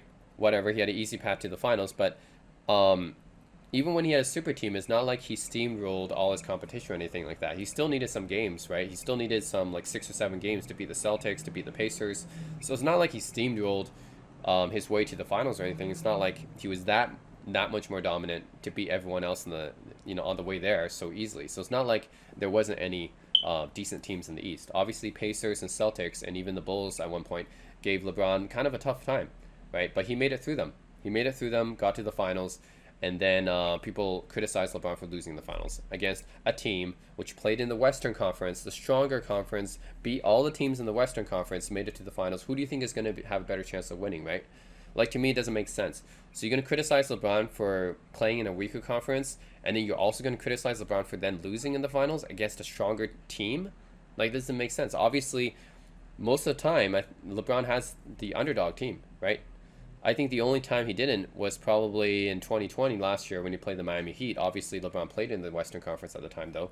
And then in 2011 with the Dallas Mavericks, even though the Dallas Mavericks, I'm going to come to this later, but the Dallas Mavericks was a lot stronger than people think. But yeah, pretty much most of the time LeBron went to the finals, he was the underdog, and he still won, right? I think 2012, I think he was, yeah, we were up against the Big Three OKC, so he probably had the advantage there. 2013, 2014, kind of a wash because those Spurs teams were really good. Then 2015 to 2018, you were up against one of the all-time best dynasties ever, right? The Warriors, especially after they added Kevin Durant. So I don't think I can really criticize LeBron for losing against those teams, right? So it's just not fair. And you were talking about teammates, right? LeBron's best teammates were 2011 to 2013 Wade, and then last year when he had AD in his prime. That was his best teammates, right? In 2014, Wade was injured. Kyrie was not the level of superstar that I would say that Wade and AD were. Bosh and Love are kind of tertiary stars. They're not really like the, they're not really even like the second best players really. So I can't really consider them. I mean, Paul Gasol was better than those guys, right? And yeah, and he had to deal with injuries, right? So injuries to Wade, injuries to Kyrie, injuries to Love, right? All that happened. So teammates really do matter. But people, when they look at LeBron's teammates, they're like, oh, all the haters, they love to post this huge list of LeBron's teammates, and they say, "Oh, Ray Allen, 10-time All-Star or whatever," and then Wade, one-time Finals MVP or whatever. They like to post all their career accomplishments there, but it doesn't make any sense because LeBron didn't play with them in their prime, right? So when we talk about Ray Allen was on his last years when he played with LeBron. Sure, he hit that clutch shot, but what else was Ray Allen doing, right? If you look at before Ray Allen hit that clutch shot, actually, LeBron scored like 16 points straight, I think, in the fourth quarter before Ray Allen got that shot, and no one remembers that. No one remembers that. Everyone just remembers Bosch getting the rebound and then passing it out to Ray Allen and Ray Allen hitting that clutch three-pointer. So, I mean, of course, Ray Allen deserves, credit for that, but no one ever remembers LeBron's clutch play that, that same game. So that's really unfair. So yeah, I think it's extremely unfair for people to post this huge list of guys that LeBron played with when he never really played with. Pretty much the only guys he played with in their primes were Wade, but only like 2 years of Wade, and AD. That's it. Every other guy in that huge list that they post, he never played with them in their primes, right? So it doesn't count. Same thing like when you talk about Kobe, right? People like to talk about, oh, Kobe, didn't play with this many dudes or whatever. But he had Prime Shaq, and Prime Shaq was better than anyone LeBron ever played with. He had Lamar Odom, who was better than anyone LeBron played with at the time, right? When you talk about LeBron's first Cleveland team, none of those guys were as good as Lamar Odom. Paul Gasol, right? Another guy that's better than Chris Bosh, I think, and probably, obviously not as good as Wade in his prime, but Paul Gasol's pretty underrated. I think he's definitely one of the best bigs you can get, especially for that time. And Kobe actually had to have the exact right championship team constructed around him, right? So Paul Gasol, Andrew Bynum, Lamar Odom, and he also later got Ron Artest, right? Derek Fisher, all these like role players, Robert Horry, all these guys were really great for that team, right? So Kobe had really good teammates. People talk about, oh, Kobe had a bad team and stuff for 3 years, right? 3 years, he had Kwame Brown, Smush Parker. Okay, I get it. For 3 years, he didn't have a good team, even though he had Lamar Odom. But anyways, besides Lamar Odom, the rest of his team wasn't that good. Okay, I get it. But it's 3 years, and Kobe fans talk about, oh, he had that bad team for such a long time or something like that. It's only 3 years. LeBron had a bad team for 7 years, right? LeBron had a bad team for 7 years. Kobe only had a bad team for 3 years. It's not comparable. Plus, Kobe had Phil Jackson, right? Phil Jackson, the triangle offense, was what basically saved Kobe's career because Kobe couldn't get anywhere without Phil Jackson, right? He actually missed the playoffs in 2005 in his prime, right, without Phil Jackson, right? So you needed Phil Jackson to even take him to the playoffs. LeBron never had a Hall of Fame coach his entire career. He played with 5 different coaches: Mike Brown, Eric Spoelstra, David Blatt, Ty Lue, and Frank Vogel. And that pretty much proves no matter what system LeBron played when, he can bring any kind of team to the finals, right? Kobe has not proved that. Kobe has only proved that he needed Phil Jackson to get to the finals, right? We'll get to the playoffs, actually, not even the finals.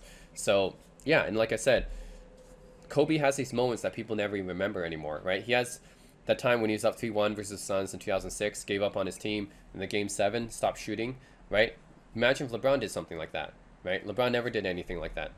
Hey guys, so let's actually debunk one of the major myths of the Kobe versus LeBron argument, which is that Kobe so-called played with one of the worst teams ever, and he was robbed of MVP in 2006 because he brought that shitty team all the way to the first round of the playoffs, and he deserved MVP just for bringing that really crappy team, right, with Smush Parker, Kwame Brown. This is what Kobe fans say, right? He said that team is so bad that Kobe deserved MVP just for bringing that team to the first round. Okay, actually, let's look at Kobe's roster in 2006 and 2007 versus LeBron's roster in 2006 and 2007 to see what they did with their teammates respectively, okay? So this is 2006 Lakers. We're going to look at the playoff stats because that's what matters, right? The regular season doesn't matter too much. So if you let's look at the playoff stats right here, and you can see that Kobe, obviously the best player in the team, 28 points per game, 6 rebounds, 5 assists, okay? And Kobe fans are saying, oh, he deserves MVP for that. I mean, obviously he's the best player in the team. Not sure if he deserves MVP, because he didn't bring this team very far in the playoffs, or he didn't bring it to a very high seed, right? And MVPs have always come from the top 3 seed. And they said, oh, make an exception for Kobe because his team sucked. Okay, well, let's look at his team. Lamar Odom, 19, 11, and 5 in the playoffs. That's not a bad stat line at all, right? How come Kobe fans never talk about Lamar Odom? Lamar Odom is really good, right? Okay, let's look at his other teammates. Smush Parker, 9 points a game. Obviously, Smush Parker was probably the worst player that was starting on this team. Luke Walton, 12 points a game, 6 rebounds. Not a bad rebounder, actually. Kwame Brown, 13.6 rebounds. I don't think Kwame's as bad as what Kobe fans say, right? I mean, just these stats, they're not good, but people are saying, oh, Smush Parker, Kwame Brown, the worst players ever. No, it's clearly not the worst players ever, right? They definitely did something, right? Let's look at LeBron's team though in 2006 and do the comparison, okay? So this team in 2006, like I said, Kobe lost in 7 games to the Suns where they were actually up 3-1, right? And then Kobe quit on their team, and in the game 7, they were up 3-1 and they lost to the Suns. And you had teammates like this. Obviously, Smush Parker's not very good. Luke Walton, Kwame Brown, not the best teammates, but Lamar Odom's pretty good, right? He almost averaged as many assists as Kobe did, right? Let's look at LeBron. So LeBron's 2006 roster, he actually went to the semifinals and he lost to 7 games versus the Pistons, who went to the finals before, right, the year before. And let's look at his team that year, okay? Look at the playoffs again. So playoffs per game, LeBron 31, 8 and 6, obviously like carrying this team, right? Then look at his other players. Larry Hughes, 11 points, 3 rebounds, 4 assists. Zydrunas Ilgauskas, 10 points, 6 rebounds, not even 1 assist. And then let's look at his other players. Eric Snow, Ronald Murray. I mean, if you compare this to Smush Parker, right? Kobe fans like to talk trash about Smush Parker all the time. Oh, he's the worst player ever. I would say Eric Snow and Ronald Murray on this team are just as bad as Smush Parker. And Zydrunas and Larry Hughes were not better than Luke Walton or Kwame Brown that year. I mean, look, Kwame Brown, Luke Walton, 12 points, 13 points a game, 6 rebounds. Larry Hughes, 11 points a game. Like, this crap, right? And Zydrunas, like, LeBron's second best player in this team was either Larry Hughes or Zydrunas, right? And neither of them, I would say, probably like both of them, I would say, are about as good as Kwame Brown. I mean, look at the stats, right? Both of them are about as good as Kwame Brown, and that's what LeBron had. And LeBron didn't have anyone like Lamar Odom on his team, right? He just didn't have anyone like that. So when Kobe fans like to say, "Oh, Kobe had the worst team ever," this is just not true. I mean, look at Lamar Odom. LeBron never had anyone like that. LeBron brought this team all the way to the second round, right? I guess the Pistons, and then he lost to 7 games. He carried this team on his back, right? So I don't want to hear Kobe fans say, "Oh, Kobe had the worst team ever," when LeBron carried this team to the second round of the playoffs, right? You didn't have anyone like Lamar Odom, and Kobe lost in the first round, right? And he was up 3-1 too. So this is just the 2006 team. Let's look at the 2007 team. Okay, so this is another team that Kobe fans say, "Oh, Kobe had a shitty team this year too, and lost in the first round again with this team." So let's look at the playoffs. Okay, Kobe Bryant, 33, 5-4. That's pretty good. So Kobe obviously carrying this team, but let's look at Lamar Odom again. 19 points, 13 rebounds, 2 assists. Pretty good numbers. Kwame Brown, not as good this year. Not even 9 points a game. Luke Walton, not as good this year, 7 points a game, shorter from Mark. So Kobe's team this year, I would say, is not as good as the one from 2006. Although Lamar Odom's still really good. Smush Parker is not starting this year, so you can't blame Smush Parker anymore. But you do have this Jordan from Mar, not very good, right? Probably just as bad as Smush Parker. Kwame Brown, Luke Walton declined from the previous playoffs, but Lamar Odom's still really good, right? And if you look at LeBron's team, he brought this team, the 2007 team, all the way to the finals, right? So he brought this team to the finals. Let's see what he had. So in the playoffs, LeBron averaged 25, 8 and 8. Obviously best player on the team. Then his second best player, probably Zydrunas, right? 12 points a game, 10 rebounds. And then Larry Hughes, 11 points, 4 assists, 4 rebounds. Like three assists, 4 rebounds, right? And then he has Sasha Pavlovich, probably just as bad as Luke Walton and Jordan from Mar here. Drew Gooden, 11 points, 8 rebounds. So I would say in 2007, overall LeBron's team got better, which is why he was able to take them all the way to the finals. But still, look at his supporting cast, right? It's definitely nothing to write home about. And then Kobe's team got probably worse, but Lamar Odom was still really good, right? 19, 13, and 2. Anytime you got a guy who's getting you 19, 13, and 2 a game, that's pretty good, right? And obviously this team isn't like is definitely like not a great team, but what Kobe fans saying that he had the worst team ever in 2006 and 2007 is just not true, right? I mean, Lamar Odom's still better than any player LeBron had during this finals run, right? He had Zadrunas, Drew Gooden, Larry Hughes, a bunch of these guys, but probably they're just as good as what Kwame Brown was in 2006, right? Just look at their points and averages. They were just as good as what Kwame Brown, Luke Walton in 2006 were, right? Not much different. And he brought this team all the way to the finals. Kobe lost in the first round again. So, yeah, when Kobe fans say, "Oh, Kobe had the worst team ever. He deserved MVP just for carrying that team to the playoffs," I mean, LeBron had a much worse supporting cast, I think, overall. Again, didn't have anyone like Lamar Odom on his team, right? So these are just the facts, right? LeBron brought this team to the finals. Kobe lost in the first round with this team, right? Despite the fact that his second best player, Lamar Odom, is way better than any second best player LeBron had, right? It's there on Basketball Reference. You guys can just check. So I just want to clear up this misconception, right? That Kobe had like the shittiest team ever or something like that. He only had him for 3 years, okay? LeBron had a crappy team for 7 seasons. It's not comparable, right? They get Gasol the next year, and obviously they go to the finals. So, yeah. Anyways, just got to clear up this myth. And while I'm here on Basketball Reference, I may as well clear up that other misconception about LeBron, which is that he choked in the 2011 finals. Supposedly the worst performance by a superstar ever in the finals. That's all lies, right? LeBron haters spread all these lies about LeBron, and it's just not true. Like they say, oh, Jason Terry outplayed LeBron from the bench. JJ Barea outplayed LeBron. It's just not true, man. And it's just easy to check. You just check on Basketball Reference, right? I'm also going to look at the Lakers' performance as well, because no one ever mentions the fact that Kobe got swept by the same team, right? The same so-called senior citizen Mavs team swept Kobe. At least LeBron took this team to 6 games, right? But no one ever says anything about Kobe's performance, right? So I'm going to check that as well and show you guys exactly what the truth is, right? So let's look at it. Okay, so in the 2011 finals, Dirk, obviously finals MVP, averaged 26, 10 and 2, right? I would say in the Heat, Wade was actually better, right? Wade was probably the best player on the Heat in this final series, 26, 7 and 5.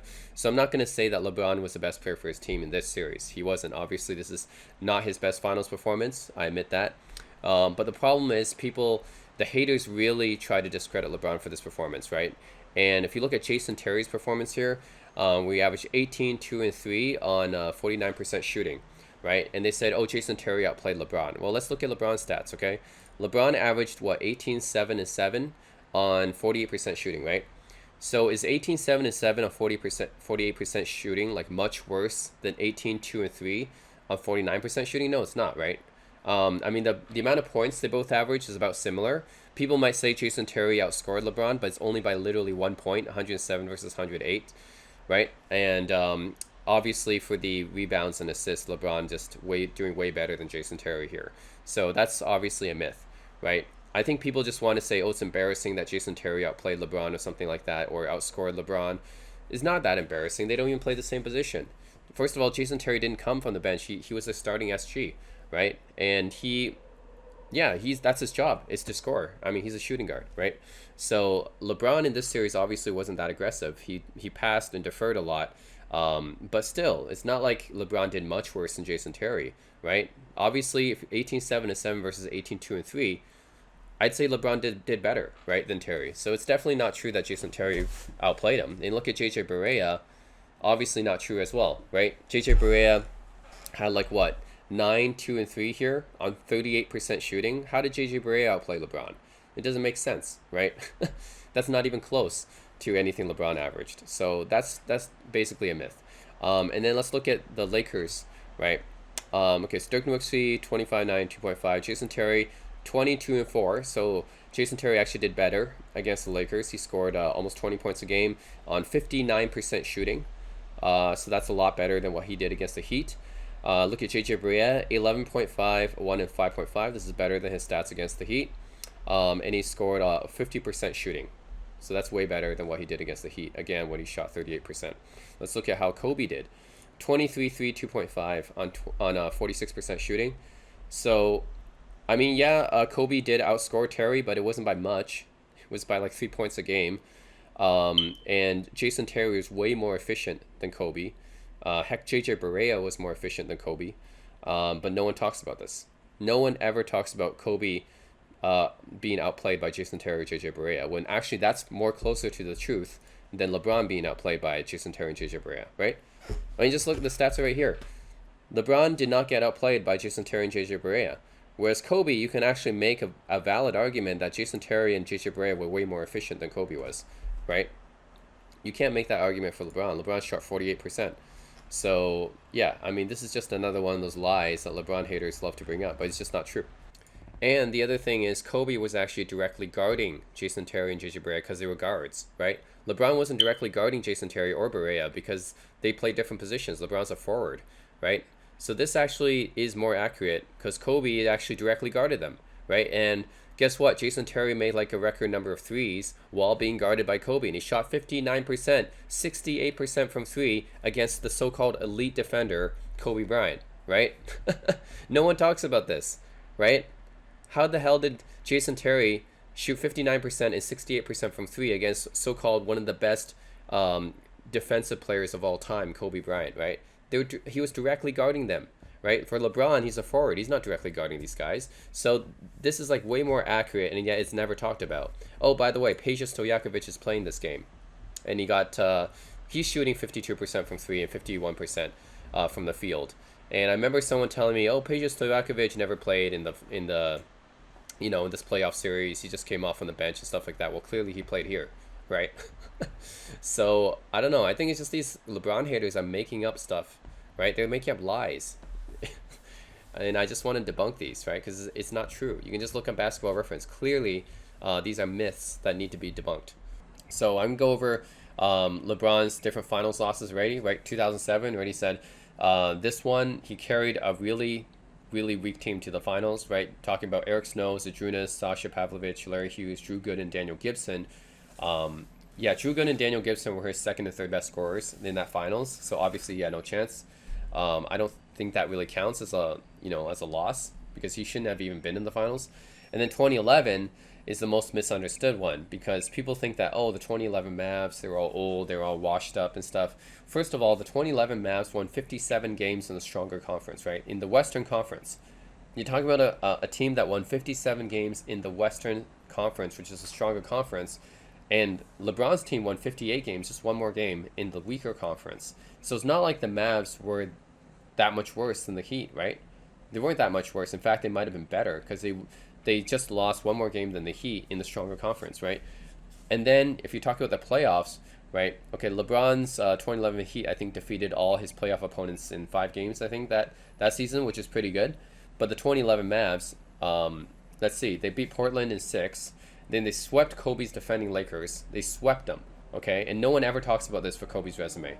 They always say, oh, Jason Terry outplayed LeBron or something like that. JJ Barea outplayed LeBron or something like stupid like that, right? But they never say this about Kobe, even though Jason Terry was a shooting guard and he was directly guarding Kobe, right? No one ever talks about this for Kobe.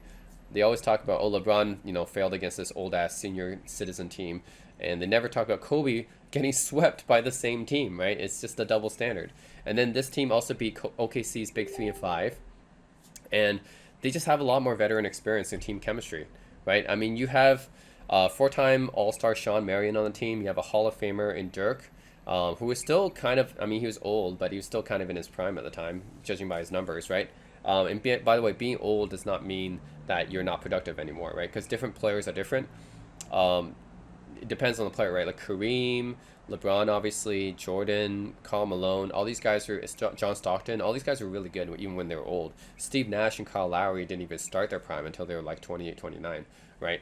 So for every player, depends. For Dirk's case, Dirk was actually pretty good still. So Dirk was still kind of in his prime. And then Jason Kidd was past his prime, but he was still pretty good at facilitating in defense. And then you have Jason Terry, who, by the way, was a starting shooting guard on that team, right? People want to say, oh, Jason Terry came off the bench and he beat LeBron and he outscored LeBron. That's not the case, right? First of all, let's look at what happened. Jason Terry was a starting shooting guard. Yes, he went to the bench a few times, but he was actually, the shooting guard who played the most minutes on that team, right? It wasn't like he was just like some bench player, right? Jason Terry actually scored over 18,000 points in his career, so I think he's actually kind of underrated. Anyways, if you talk about the series, no, he didn't actually beat LeBron in any way because if you look at his stats, Jason Terry averaged 18, 3, and 4 on 49% shooting, while LeBron averaged 18, 7, and 7 on 48% shooting, right? So 18, 7, and 7, 18, 3, and 4. Which one's better, right? So Jason Terry definitely did not outplay LeBron. So the haters all say, "Oh, Terry outplayed LeBron." No, he didn't. You just look at that. That's a lie, right?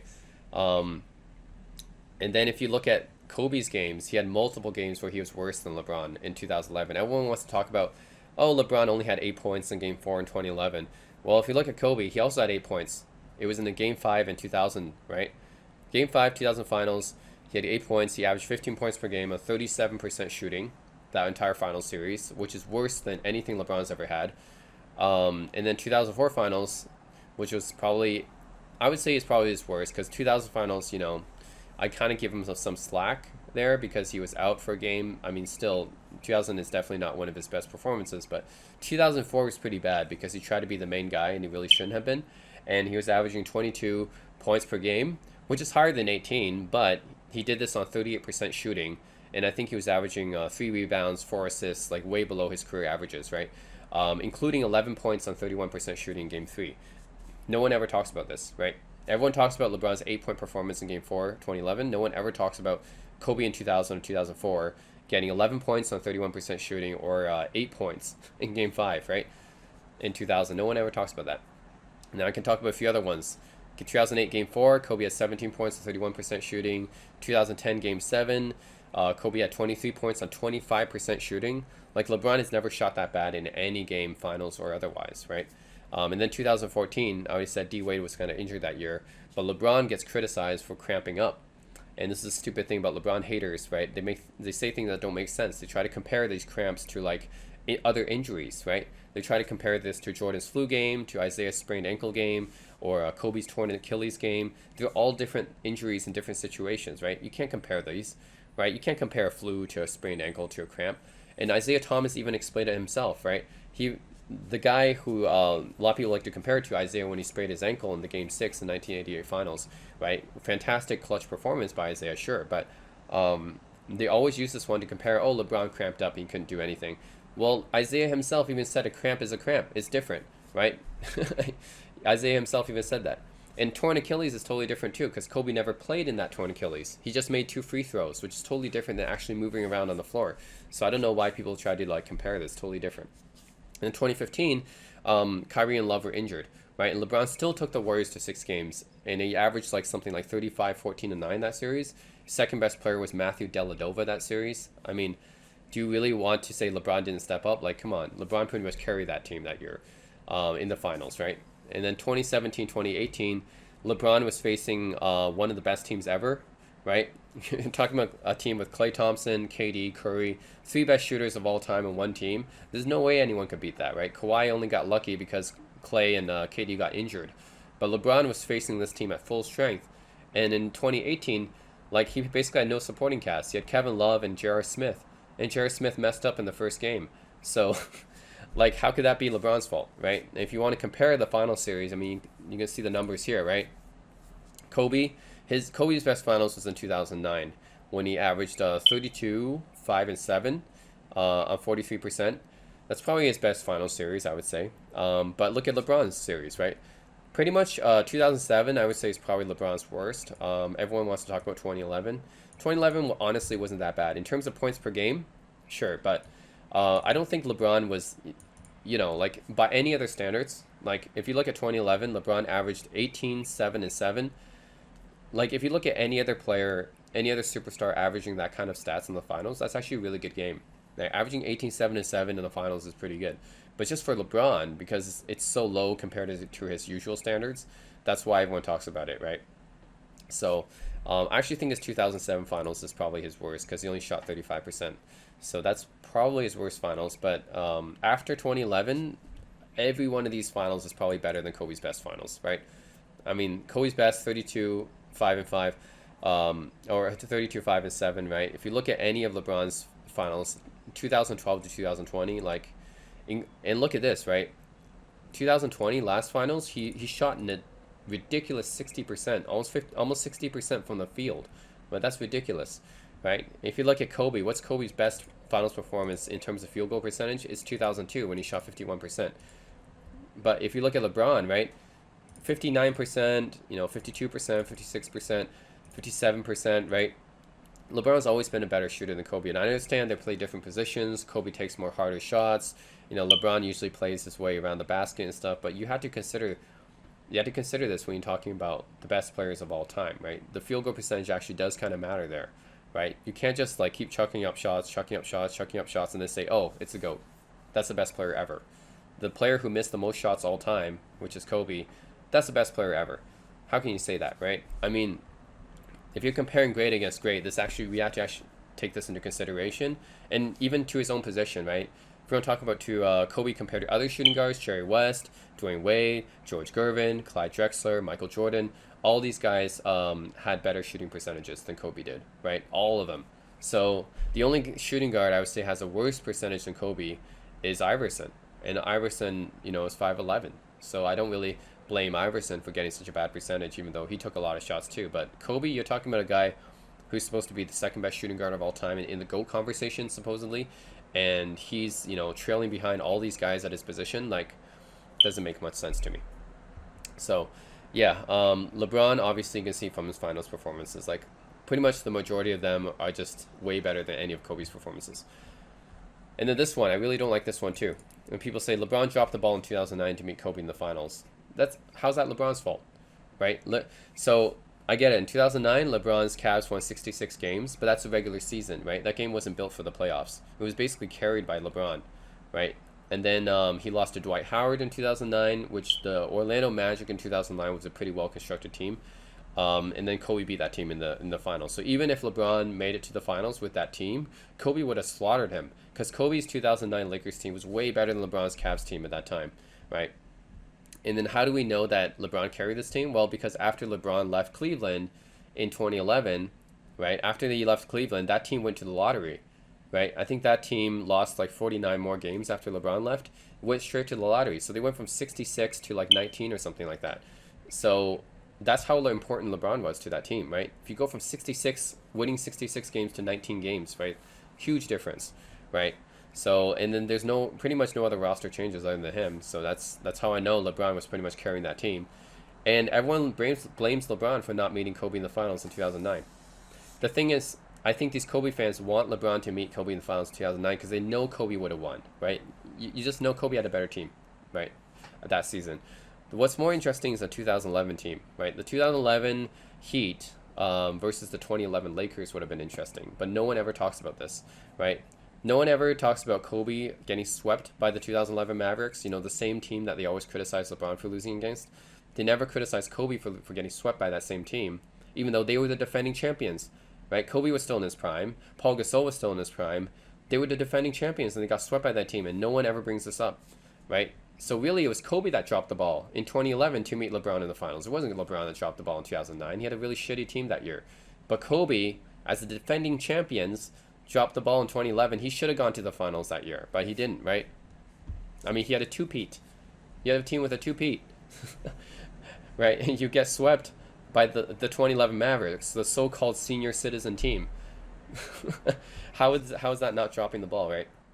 And the thing that people forget about is that LeBron actually averaged 35, 9, and 7 in the 2009 playoffs. Yes. I mean, just go look it up. It's on Basketball Reference. He was averaging 35, 9, and 7. How much more could you do for your team, right? Like, Kobe has never had anything like that in the playoffs, not even close. We're talking about an entire playoff run, right? And people still blame LeBron for losing in 2009. Oh, LeBron lost to the Magic. Oh, Dwight Howard.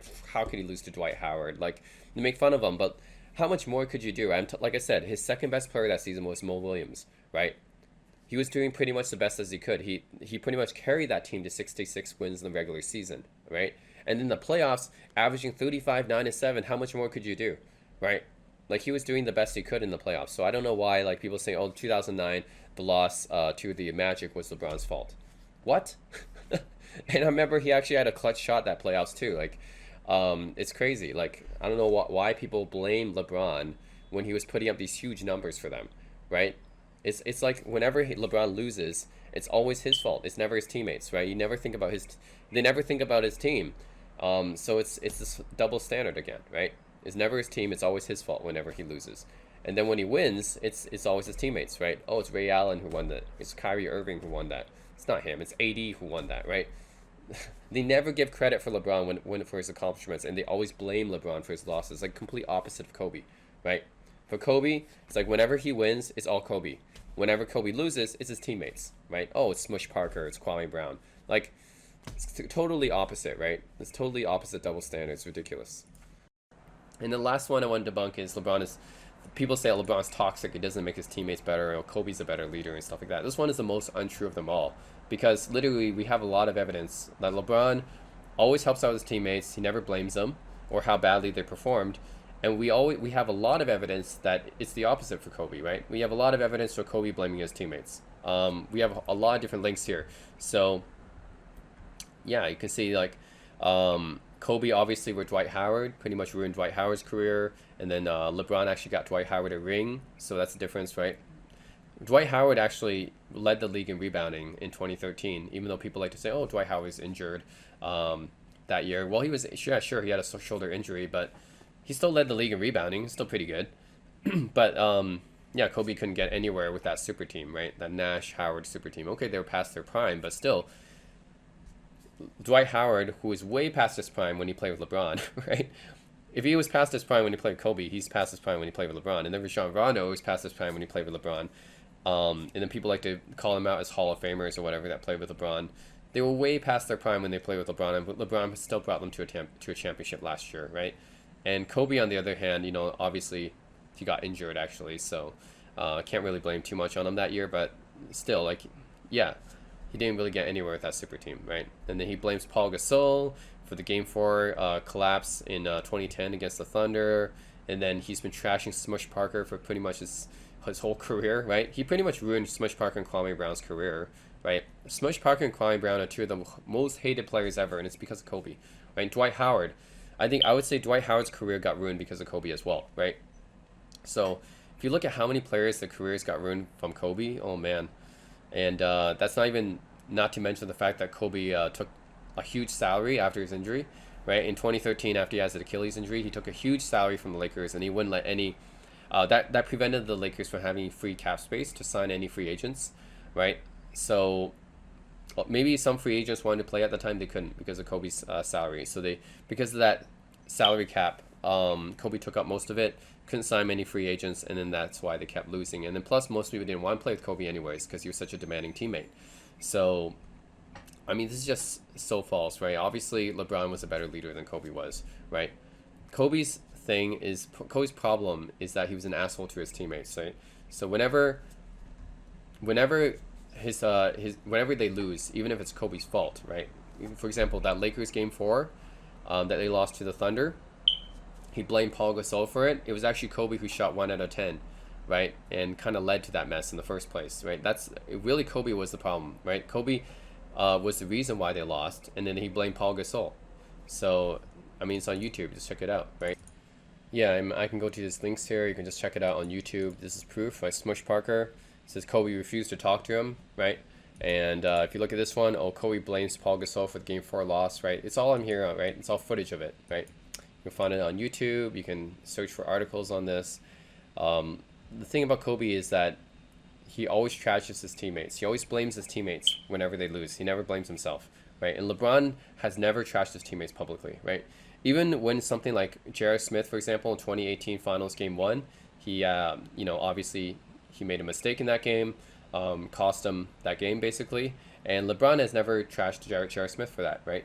In fact, he actually brought J.R. Smith back to the Lakers last year, right? And then won J.R. Smith another ring, right? So he won J.R. Smith both his rings, right? Even when he made that mistake in 2018, he forgave J.R. Smith for that, and then he brought him back to the Lakers to win him another ring. So you know what Kobe would have done? Kobe would have trashed J.R. Smith, and he would probably say, "Oh, J.R. Smith's the worst player ever," and then everyone would have hated on J.R. Smith, and his career would be ruined, right? So that's what would have happened with Kobe. So basically, and then people like to talk about LeBron recruiting other players to play with him. It's because people want to play with him, right?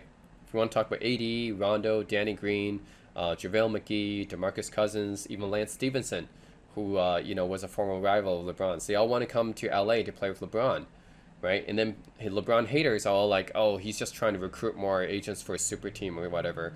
Everyone wants to play with LeBron. It's not him recruiting them for a super team, right? It's like players want to play with him, right? If other players want to play with you, that's not LeBron's fault, right? And then Kobe, the fact that his personality and the fact that he signed a huge contract with the Lakers, that's why people didn't want to play with Kobe, right? Because he was such a demanding personality, no one wanted to play with him.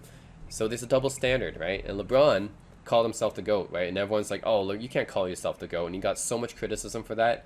And Kobe did the same thing, right? Kobe also called himself the GOAT. No one cared. That's such a double standard, I find, right? Anything Kobe does that's arrogant or egotistic is played off by Kobe fans as being alpha dog or having Mamba mentality or killer instinct. If LeBron said the exact same things that Kobe said, he would have been called arrogant, prima donna, right? Like, if LeBron calls himself the GOAT, oh, he's an arrogant, he's a prima donna, right? How dare you call himself the GOAT? And then Kobe called himself the GOAT. Oh yeah, that's Mamba mentality. That's being alpha. Being alpha, Mamba mentality, cold-blooded assassin, etc., etc. Like, bullshit, man. Like, they say the exact same things, and then they treat it to different standards. So stupid, right? So everything Kobe does that's negative, it gets downplayed by Kobe fans, gets brushed off. He never gets the blame. Whenever Kobe has a bad game, it's always his teammates, right? Dwight Howard was soft. Steve Nash was past his prime. Malone and Peyton were past their prime. Malone got injured. Oh, Detroit Pistons defense was really, really good. Shaq wasn't in shape. Smush and Kwame were the worst players of all time. Kobe's just trying to teach Phil Jackson a lesson. Kobe was being tough on his teammates to toughen them up. But whenever Kobe wins something, oh, it's all him. 5 rings? Yeah, that's all Kobe's. Yeah, Kobe carried those teams. Kobe carried the 2009-2010 teams, right? The rest of that team was scrubs, right? I mean, it's ridiculous. And then for LeBron, it's the opposite. He always gets the blame, right? His teammates never get any of the blame. Oh, if LeBron missed the playoffs, it's because LeBron didn't elevate his teammates. He lost in the finals. Oh, it's because LeBron choked, right? And his finals record, that just proves that he's not that good, right? And then what if his teammates were injured, right? Like in 2014 or 2015. Oh, it doesn't matter. It's all LeBron's fault. He won a championship. Well, he needed help to win, right? LeBron needed a super team. He needed a bunch of Hall of Famers to win. He recruited too many superstars. His finals path was so easy, right? He played in the weak conference, right? He shouldn't have passed the ball to Danny Green. Kobe would have never done that. Kobe would have taken that shot and probably missed. And Ray Allen and Kyrie Irving saved his legacy, right? But Derek Fisher and Robert Horry's shots, let's pretend that never happened. Yeah, Kobe never needed anyone else taking his shots. That never happened, right? But for Ray Allen and Kyrie Irving, oh yeah, they saved LeBron's legacy. If it wasn't for him, LeBron wouldn't have anything. But for Kobe, whenever someone else takes the shots, whatever, yeah, never happened, right? Shaq and Kobe, no, they were on the same level. Yeah, we'll just pretend that Shaq never doubled the amount of rebounds that Kobe had. Let's just pretend that in 2000, Shaq was averaging 38 points a game to Kobe's 15 points per game. Let's just pretend Derek Fisher and Robert Horry never made those shots and never existed. Let's just pretend Ron Artest and Paul Gasol didn't make key plays down in the stretch in 2010. Let's pretend that never happened. Yeah, it's all Kobe. So the double standard is just ridiculous. Whenever LeBron makes a clutch play, people never really talk about it, right? Whenever Kobe makes a clutch play, he gets remembered for all eternity, right? And like I said, those 2 games, the 81-point game, 62 points to 3 quarters against the Mavs, it gets brought up all the time, right? All the freaking time. LeBron's amazing games never gets brought up, right? How many people remember, like I said, that before Ray Allen shot, they never talk about LeBron scoring 16 points in a row, like in that Game 6 of the 2013 Finals. They never talk about that, right? And they never talk about LeBron's 37-point effort in Game 7 in 2013 Finals.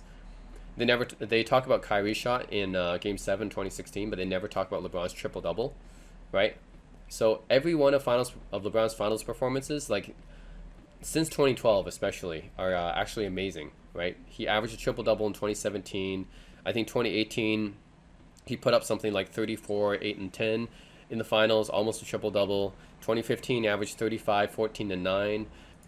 In LeBron last finals in 2020, he put up like 13, 12, and 8 or something like that on 60% shooting last finals, and people never talk about it. Like, imagine if Kobe had a performance like that. Imagine if Kobe had a performance like that for one game, let alone during an entire final series, right?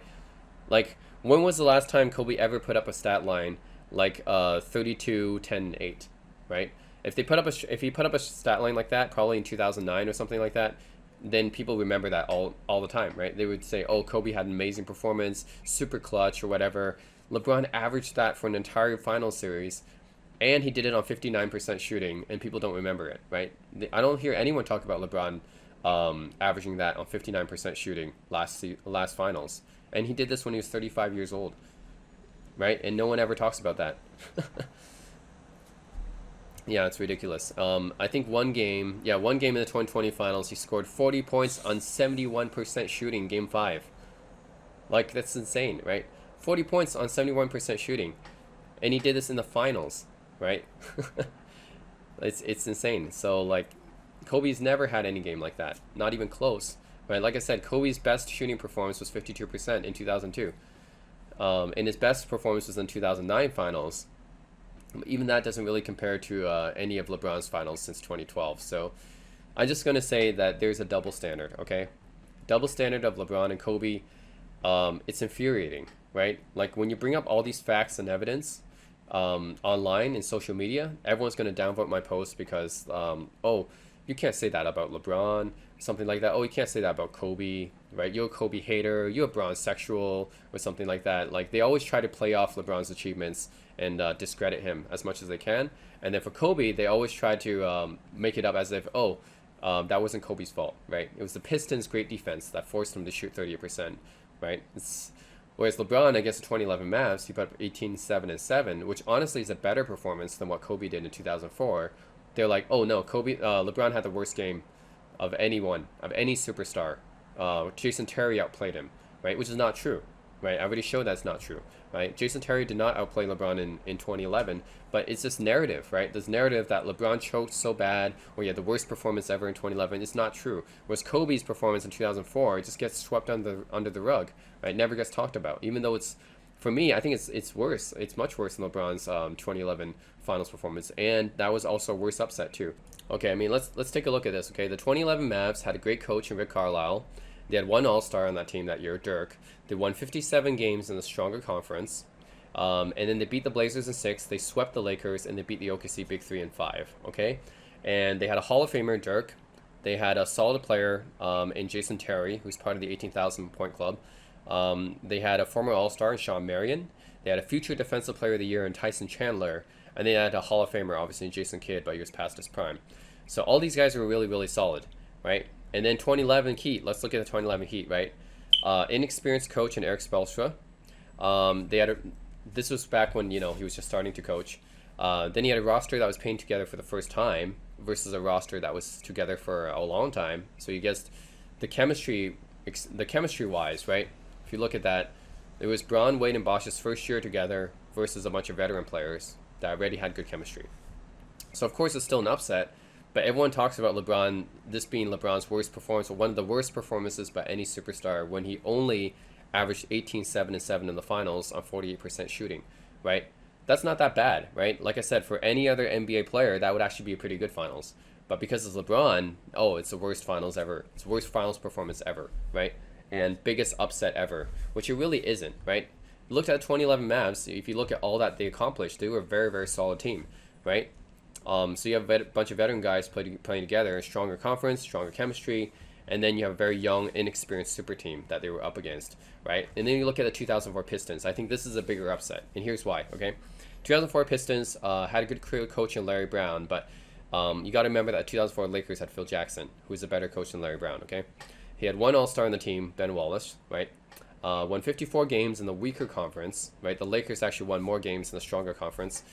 Beat the Bucks in 5, beat the Nets in 7, and beat the Pacers in 6, okay?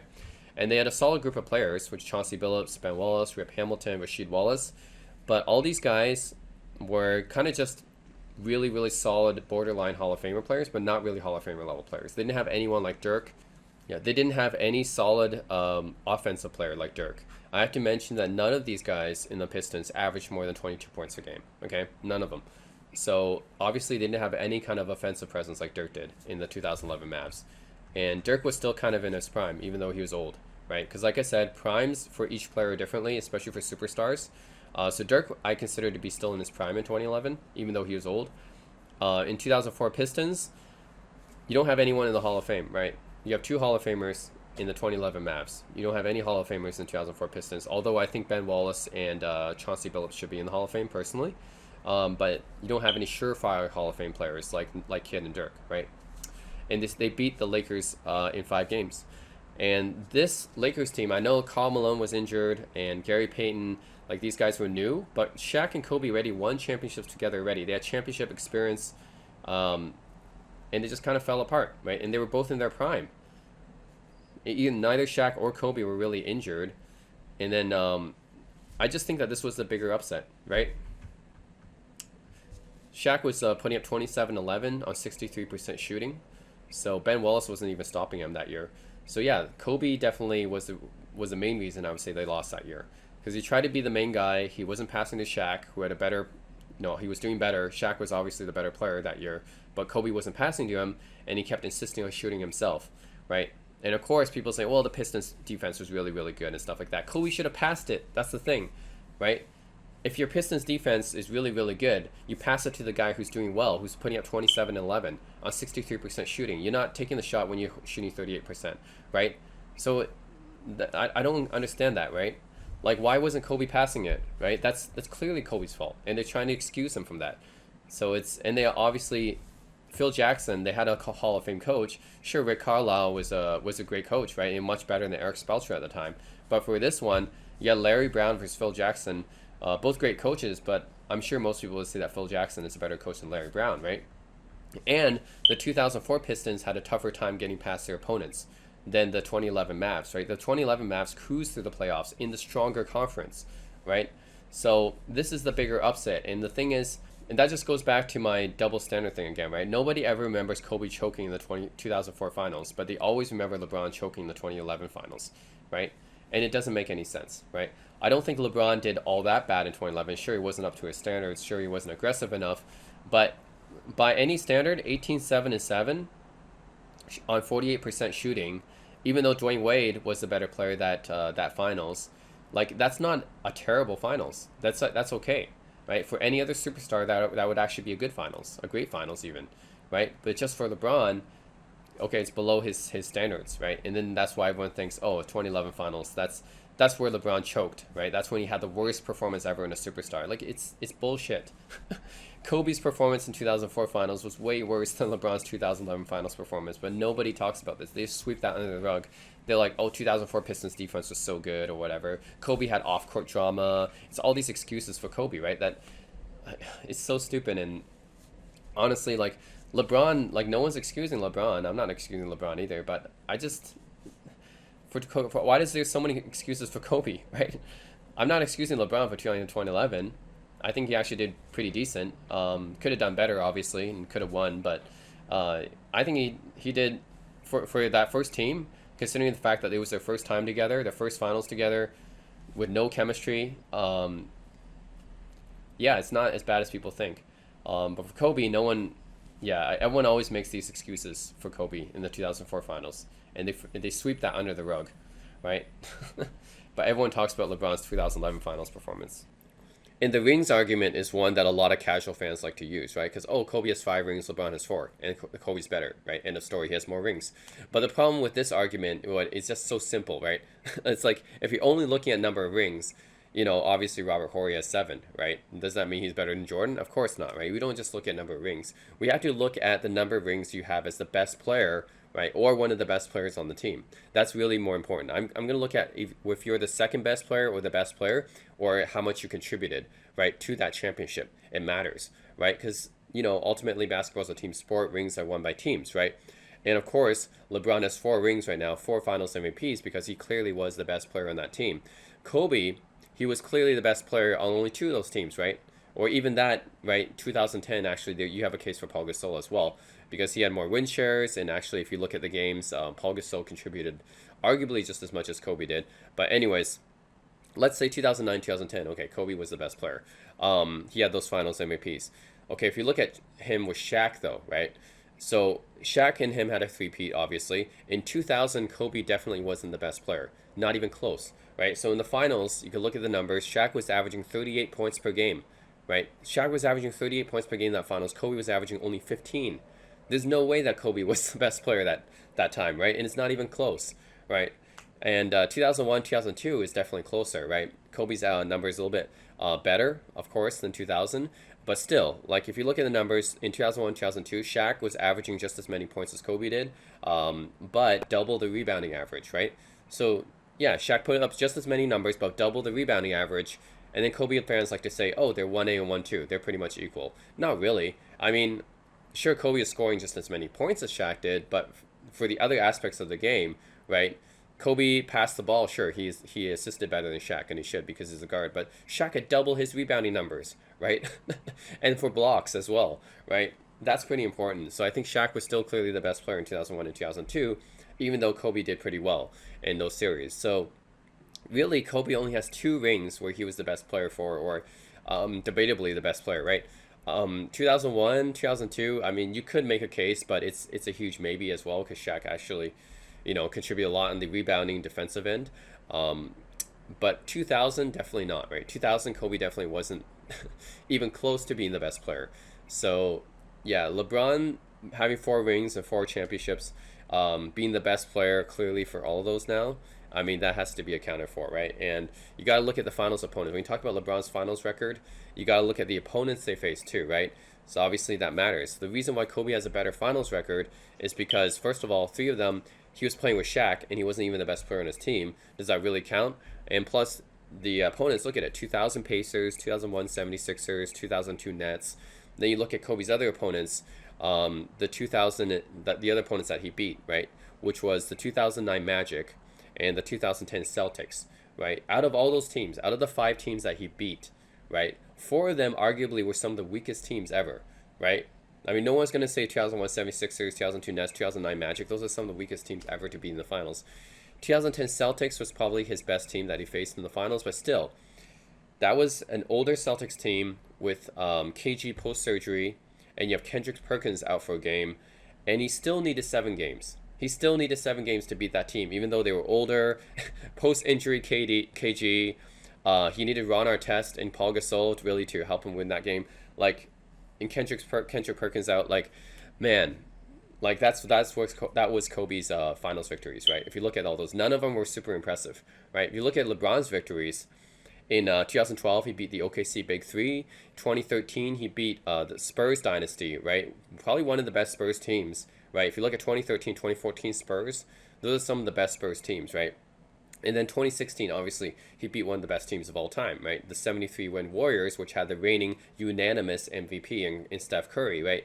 And he beat that team, came up from 3-1 down to beat that team. So that's one of the most impressive victories. And then last year was probably his least challenging opponent, right? The Miami Heat. But still, right? You have at least, I would say at least the 2013 Spurs and 2016 Warriors were very impressive, right? Those teams that he beat. For the teams that Kobe beat in the finals, only the 2010 Celtics can even be considered. But even then, it's not that great because they were older, KG post surgery. Like, even then, I don't think the 2010 Celtics are that great team, right? 2008 Celtics, now, if he beat the 2008 Celtics, that would have been a much better victory because that was when the Celtics, had healthier players, were more in their prime, but he lost to them, right? He lost to them in 6 games. 2004 Pistons, right? He lost to them too. And, if you compare and contrast LeBron's losses to Kobe's losses, right? Like I said, the 2001 Mavs is probably LeBron's most humiliating loss, and that was to a team which is a lot better than people think. The 2004 Pistons, I think that was the most embarrassing loss for Kobe, because that was a team that, like I said, it's a much bigger upset than 2011 Mavs for me, right? I just laid down the points into why I think that way, but I think the 2004 Pistons beating the Lakers in 5 games is more of an upset than the Mavs beating the Heat in 6 games. So I think that's Kobe's most humiliating defeat. I think that's a bigger upset than 2011 Mavs. And 2008 Celtics, honestly, can't blame too much Kobe for that because that was actually a really good team. But still, if you look at Kobe's victories versus his losses, look at LeBron's victories versus losses, LeBron's victories were more impressive. Kobe and Shaq never faced a team as good as the 2016 Warriors. Never, right? And if you look at the losses, the only one that can really be blamed on LeBron is 2011. And even then, that was a much better team than people think. If you look at Kobe's losses, like I said, 2004, they really should have won that one, right? They had a better record in the stronger conference, and they lost in 5 games, right? Whereas LeBron at least took the Dallas Mavs to 6 games, right? Kobe and the Lakers lost to 5 games from a team from the weaker conference, right? So, yeah. So yeah, we've already seen a lot of double standards for Kobe and LeBron already, right? We've already gone over the fact that LeBron is actually really clutch, and there's footage and statistical evidence of that. Kobe's not as clutch as people think he is, and yet whenever you ask someone, oh, who do you think is more clutch? People will always say Kobe, right? They don't say LeBron is clutch, they always say Kobe's more clutch, even though the factual evidence says it's the opposite, right? That LeBron is actually more clutch than Kobe, right? But it's the double standard, right? People always think Kobe's more clutch, based probably on his reputation more than anything. But if you actually look at the evidence, LeBron's more clutch. But they never, whenever you ask someone, they always mention Kobe. And when the top clutch players conversation, it's always Kobe, never LeBron, right? And it goes on for defense. I already mentioned that too, right? Kobe being an overrated defender, shouldn't have got those all defensive selections, whereas LeBron is a pretty underrated defender, right? It's also like that too. People never mention LeBron as a great defender, but they always mention Kobe as an elite defender, right? Again, that's the double standard. And then you talk about the teams as well, right? Whenever LeBron wins something, oh, that's always on his teammates. Whenever LeBron loses in the finals or in the playoffs or whatever, actually LeBron has not lost in the playoffs for a very long time. I think the last time might have been 2010, right? Literally, the last time LeBron ever lost in the playoffs was 11 years ago, right? He's made pretty much the finals every year except for 2019, and that's when he injured himself, right? So, anyways, the point is, whenever LeBron loses a game, it's always LeBron's fault, right? Whenever he wins a game, that's his teammates. For Kobe, it's the opposite. Whenever Kobe wins a game, that's Kobe. It's all Kobe. Whenever Kobe loses a game, oh, it's his teammates, right? So that's a double standard. And then there's another double standard, which is the points, right? When people think of great scorers, they think of Kobe, right? They always put Kobe in the conversation, all-time great scorers. They never put LeBron in that conversation, but they really should, because, I mean, first of all, LeBron averages more points per game than Kobe does. LeBron also has more total points than Kobe does. But for some reason, LeBron never gets mentioned as a great scorer, but Kobe always gets mentioned as a great scorer. And if you look at, okay, so people talk about Kobe's high-scoring games, the 81-point game, right? All these 60-point games that he had. Well, look at Kobe's shot attempts, okay? In that 81-point game, Kobe shot 46 times, right? And I know 46 times, shooting 46 times, getting 81 is actually pretty efficient. But that was probably Kobe's most efficient game, right? He shot like 60%, I think, from the field, which is really efficient for him. But imagine if LeBron did that. Imagine if LeBron shot 46 times, right? And like I said, LeBron has shot more than 60% from the field for a lot of games, right? He averaged that for the entire finals, last finals. In 2020 finals, he averaged 59%, right, shooting from the field, right? So imagine if LeBron shot 46 times, right? So the one time that Kobe had 60% efficiency and had 81 points, oh, that's the one that everyone talks about, right? And it was in the regular season against a bad defensive team, right? Which is the Raptors, right? The Raptors were really bad in 2006. And it was in regular season. People talk about that as one of the best games of all time, right? Like, it's a meaningless game, right? He shot a lot. Yes, he was efficient, but, I mean, give Curry the chance, KD the chance, LeBron the chance. Give all these guys a chance to shoot 46 times, man. And let's see how many of them hit 81, okay? Klay Thompson, right? Klay Thompson scored like 60 in 3 quarters before. Klay Thompson 37 in 1 quarter before. Imagine if he shot 46 times, right? If you just look at this one, Basketball Reference, but look at all the times that Kobe shot, right? 50 times a game. He shot that very last game that he had where he had 60 points. And then we talked, oh, Kobe scored 60 points in this last game. Well, he had to shoot 50 times, right? So that's like what, 44% efficiency or whatever. Like, look at it. Look how many times Kobe appears in the number of times a player, the most shot attempts a player has ever had, right, in the game. Look how many times Kobe appears on this. Kobe, Kobe, Kobe, Kobe, Kobe, Kobe, Kobe, Kobe, right? Do I see LeBron on there? No, I don't. Do I see KD on there? No, I don't, right? So LeBron has never shot that much, and yet he averages more points than Kobe does, right? So, I mean, when people talk about Kobe as a great scorer, okay, I get it. Kobe has a lot of offensive moves and stuff like that. He's hard to guard. He takes tough shots and stuff like that. But you also take into account how many shots he took, okay? because like Rick Barry said, right, in his podcast, when you take that many shots, right, it's pretty easy to score a lot of points, right? It's just easy to score a lot of points when you take more shots. That's common sense, right? So, I mean, if you put up that many points, obviously you had to take a lot of shot attempts. And the thing is, LeBron just never took that many shot attempts, right? But if he took more, he could probably easily score that much if he wanted to, right? And you got to think about the reason why players take this many shots. Kobe also missed the most field goals all time, right? He's number one in missed field goals, because he took like the most shot attempts. But another thing you got to realize is, why doesn't LeBron take that many shot attempts, right? Why doesn't he have so-called Mamba mentality? Well, the reason is because when the game is close, right? When the game is close, sometimes you got to take over, and Kobe takes over. He scores that many points because he took a lot of shots, and for him, he doesn't trust his teammates that much. So because he doesn't trust his teammates, and if the game is close, he has to take that many shots, right, to make that many points, right?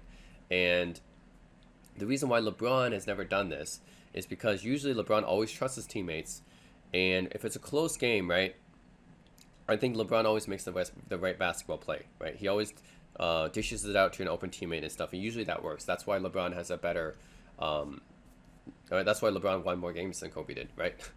As the main player.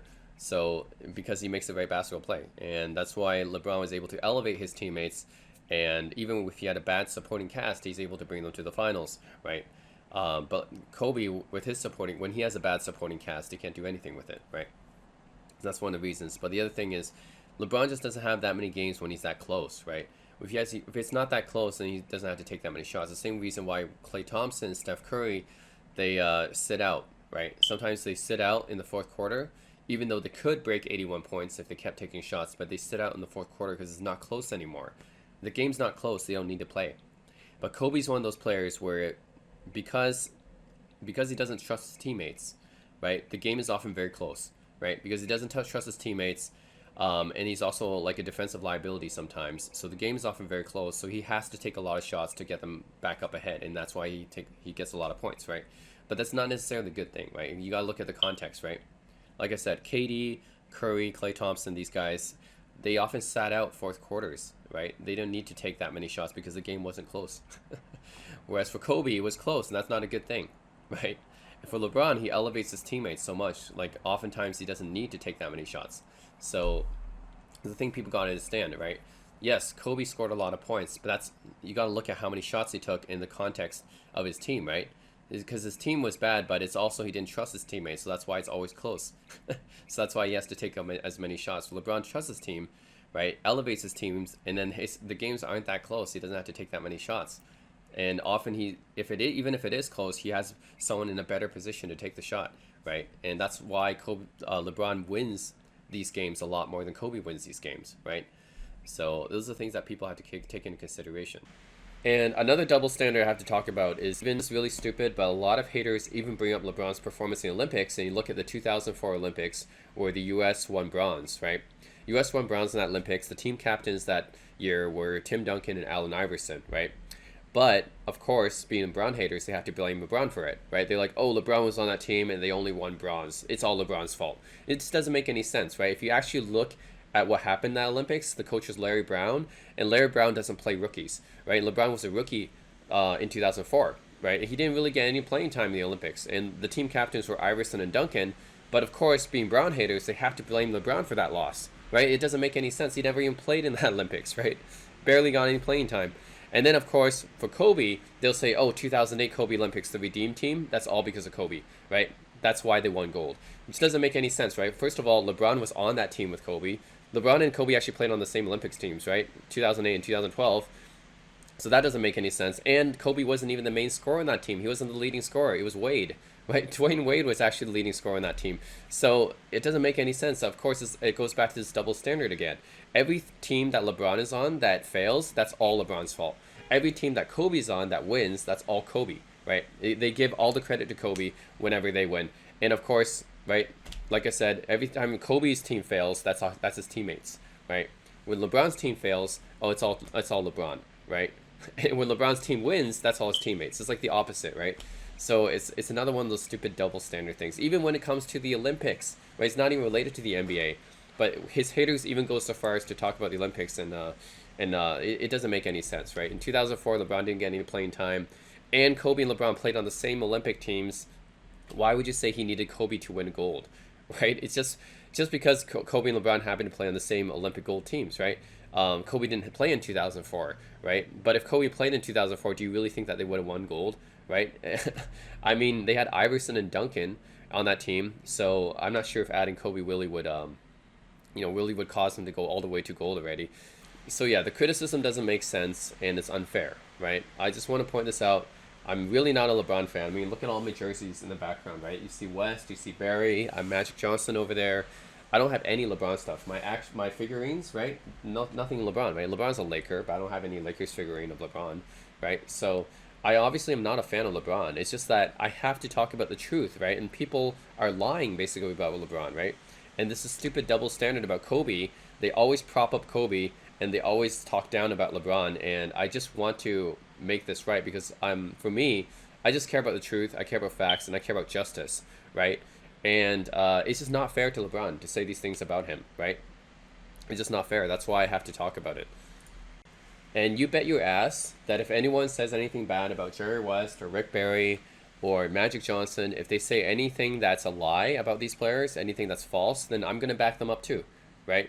Because these guys, my favorite players, I'm gonna back them up too. It's not just LeBron, right? I'm just talking about LeBron because he's the one that has so many false claims made about him, right? So many lies and false claims made about him because he has the most haters. But sure, if there's Jerry West haters or Magic haters, which there really isn't that many of, um, yeah, of course I'll back them up too. So it's not to say that I only care about LeBron or something. Anyways, guys, I just want to bring this to people's attention that I think that there's a double standard for Kobe and LeBron, and I think that all the criticism against LeBron is unfair, right? And I just basically debunked all this criticism. So I know this video is probably going to get a lot of dislikes from Kobe fans and LeBron haters because that's most of the people on the internet who are casual fans. But yeah, I mean, it's truth, right? I just want to know the truth. I'm not a LeBron fan. I'm not a Kobe hater. I actually have Kobe in my top 10 all time. He's kind of fringe top 10 for me, but he's there. Um, and LeBron is number two on my list. I still think Jordan is better. So I do think that Kobe is better than LeBron in some aspects of the game, right? I don't think that LeBron is like, strictly better in every possible way. Um, I think Kobe does have advantages in some areas. Like I said, if they go one on one, I think the advantages that Kobe might have is that he can make tougher shots, right? So Kobe can often make these shots with a hand in his face, or he can make a shot like one of these like crazy twisting reverse layups that he often does. He has a larger way of offensive moves, especially for one on one, that I think LeBron doesn't have. And I think that when it comes to these kind of movements, right, like LeBron has a lot of offensive moves too, but he relies. I think now he's gotten a lot better at the shooting. Um, but Kobe has a lot of different array of like offensive arsenal moves that he can use, right? Which is good, really good for this one-on-one play. But I definitely think that LeBron has a higher basketball IQ, obviously all around better than Kobe. In a team setting, he's especially a lot better than Kobe. And now I think he's always actually been a good shooter, but I think he's now been a pretty reliable 3 point shooter as well. So I think even on the perimeter, LeBron's actually a better shooter than Kobe is. And as a defender as well, like I said, Kobe's an overrated defender. I think LeBron's actually at his peak a better defender than Kobe was. So yeah, that's to say, yeah, I don't think that LeBron's strictly better than Kobe in every way, just in most ways. I think he's better. And also, of course, have to acknowledge Kobe's influence and popularity as well.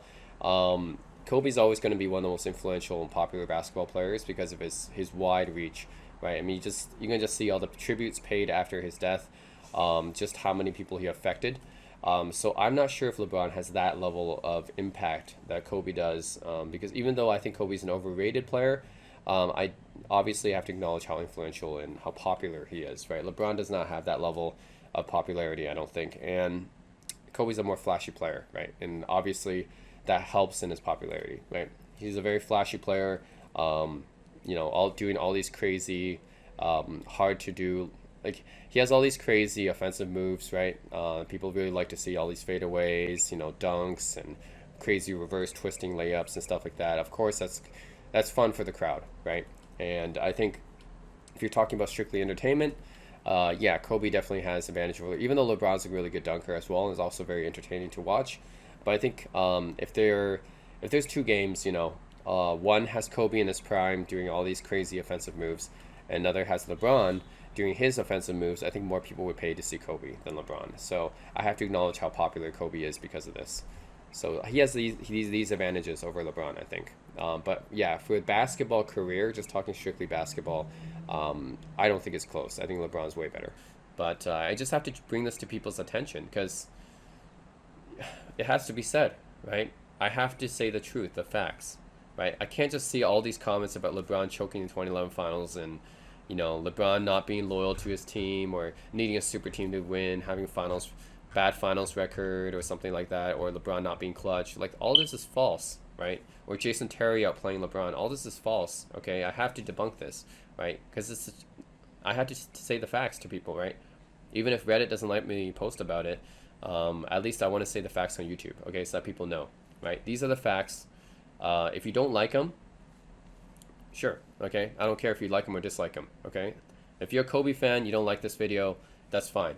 But I'm not trying to be biased here at all. I'm just putting forward the facts, right? The evidence. It's all on here. You can Google it. You can look it up on YouTube. All the footage is there. All the stats and analytics are there. Basketball Reference, right? You can look it up. That's where it's from. And yeah, I just had to put it out there because I feel it's very unfair for LeBron to be criticized like this when it's not true. Okay, so that's it, guys. If you guys managed to watch this entire video without getting angry, then I appreciate it. I appreciate having people who have an open mind, right? Is this a problem? A lot of people don't have an open mind. They're not willing to entertain even the fact that LeBron might be better than Kobe. They're not even willing to entertain that. So just a lot of people have confirmation bias, I think. A lot of people online, I think, just a lot of people in general, right? They have confirmation bias. So they're going to see an article, they're going to see a video that kind of aligns with their opinion, and they're going to say, oh, that's right. But if they see facts and evidence that don't align with their opinion, they're like, oh, they make excuses for it or something like that. It's just how it is, right? So because there's a lot of Bron haters and a lot of Kobe fans, there's just a lot of people online that are automatically going to be very dismissive of anything that's against Kobe or for LeBron, right? If I try to defend LeBron, if I try to say any kind of criticism against Kobe, they're automatically going to dismiss it. They're not even going to read it. They're not going to watch the video. It's just, they're not going to deal with that, right? But for people with an open mind who can watch this video, I really appreciate that, right? Because too many people have confirmation bias. Another example would be like Dr. J or Isaiah saying that Jordan is not the GOAT, right? And people would say, oh, they're just salty about it, right? Isaiah's salty about it because he doesn't like Jordan, or Dr. J's salty about it, or Kareem's salty about it. They're trying to make some reason why they don't think Jordan is a GOAT. But that's because it's not aligning with their opinion, right? And when they hear something like, oh, Magic says that Kobe's the best Laker, then they're like, oh, see, Magic said that Kobe's the best Laker, so Kobe's the best Laker, right? Or West said that Kobe's the best Laker, so Kobe's the best Laker. Because it aligns with their opinion, right? Because it's confirmation bias, right? It aligns with their opinion. People are searching for something to confirm about their opinion, right? And then that's the one that they believe. And everything else, all the facts and evidence that are against their opinion, they dismiss it. So I think that's the problem with people online and social media, right? A lot of people are going to dismiss all the evidence and facts that Kobe and LeBron, like I said, right, all the criticisms against Kobe, they're going to dismiss that. Anytime I defend LeBron, they're going to dismiss that because it doesn't align with their opinion, because they don't think that LeBron's that good. They think that Kobe's the best, right? If it doesn't align with their opinion, then they're just going to dismiss it, right? Even if it has factual evidence and stuff like that, they don't care, right? So that's the problem with a lot of people, I think. But if you manage to make it through this video and have an open mind about it, then I really appreciate that. So really, guys, thanks for watching.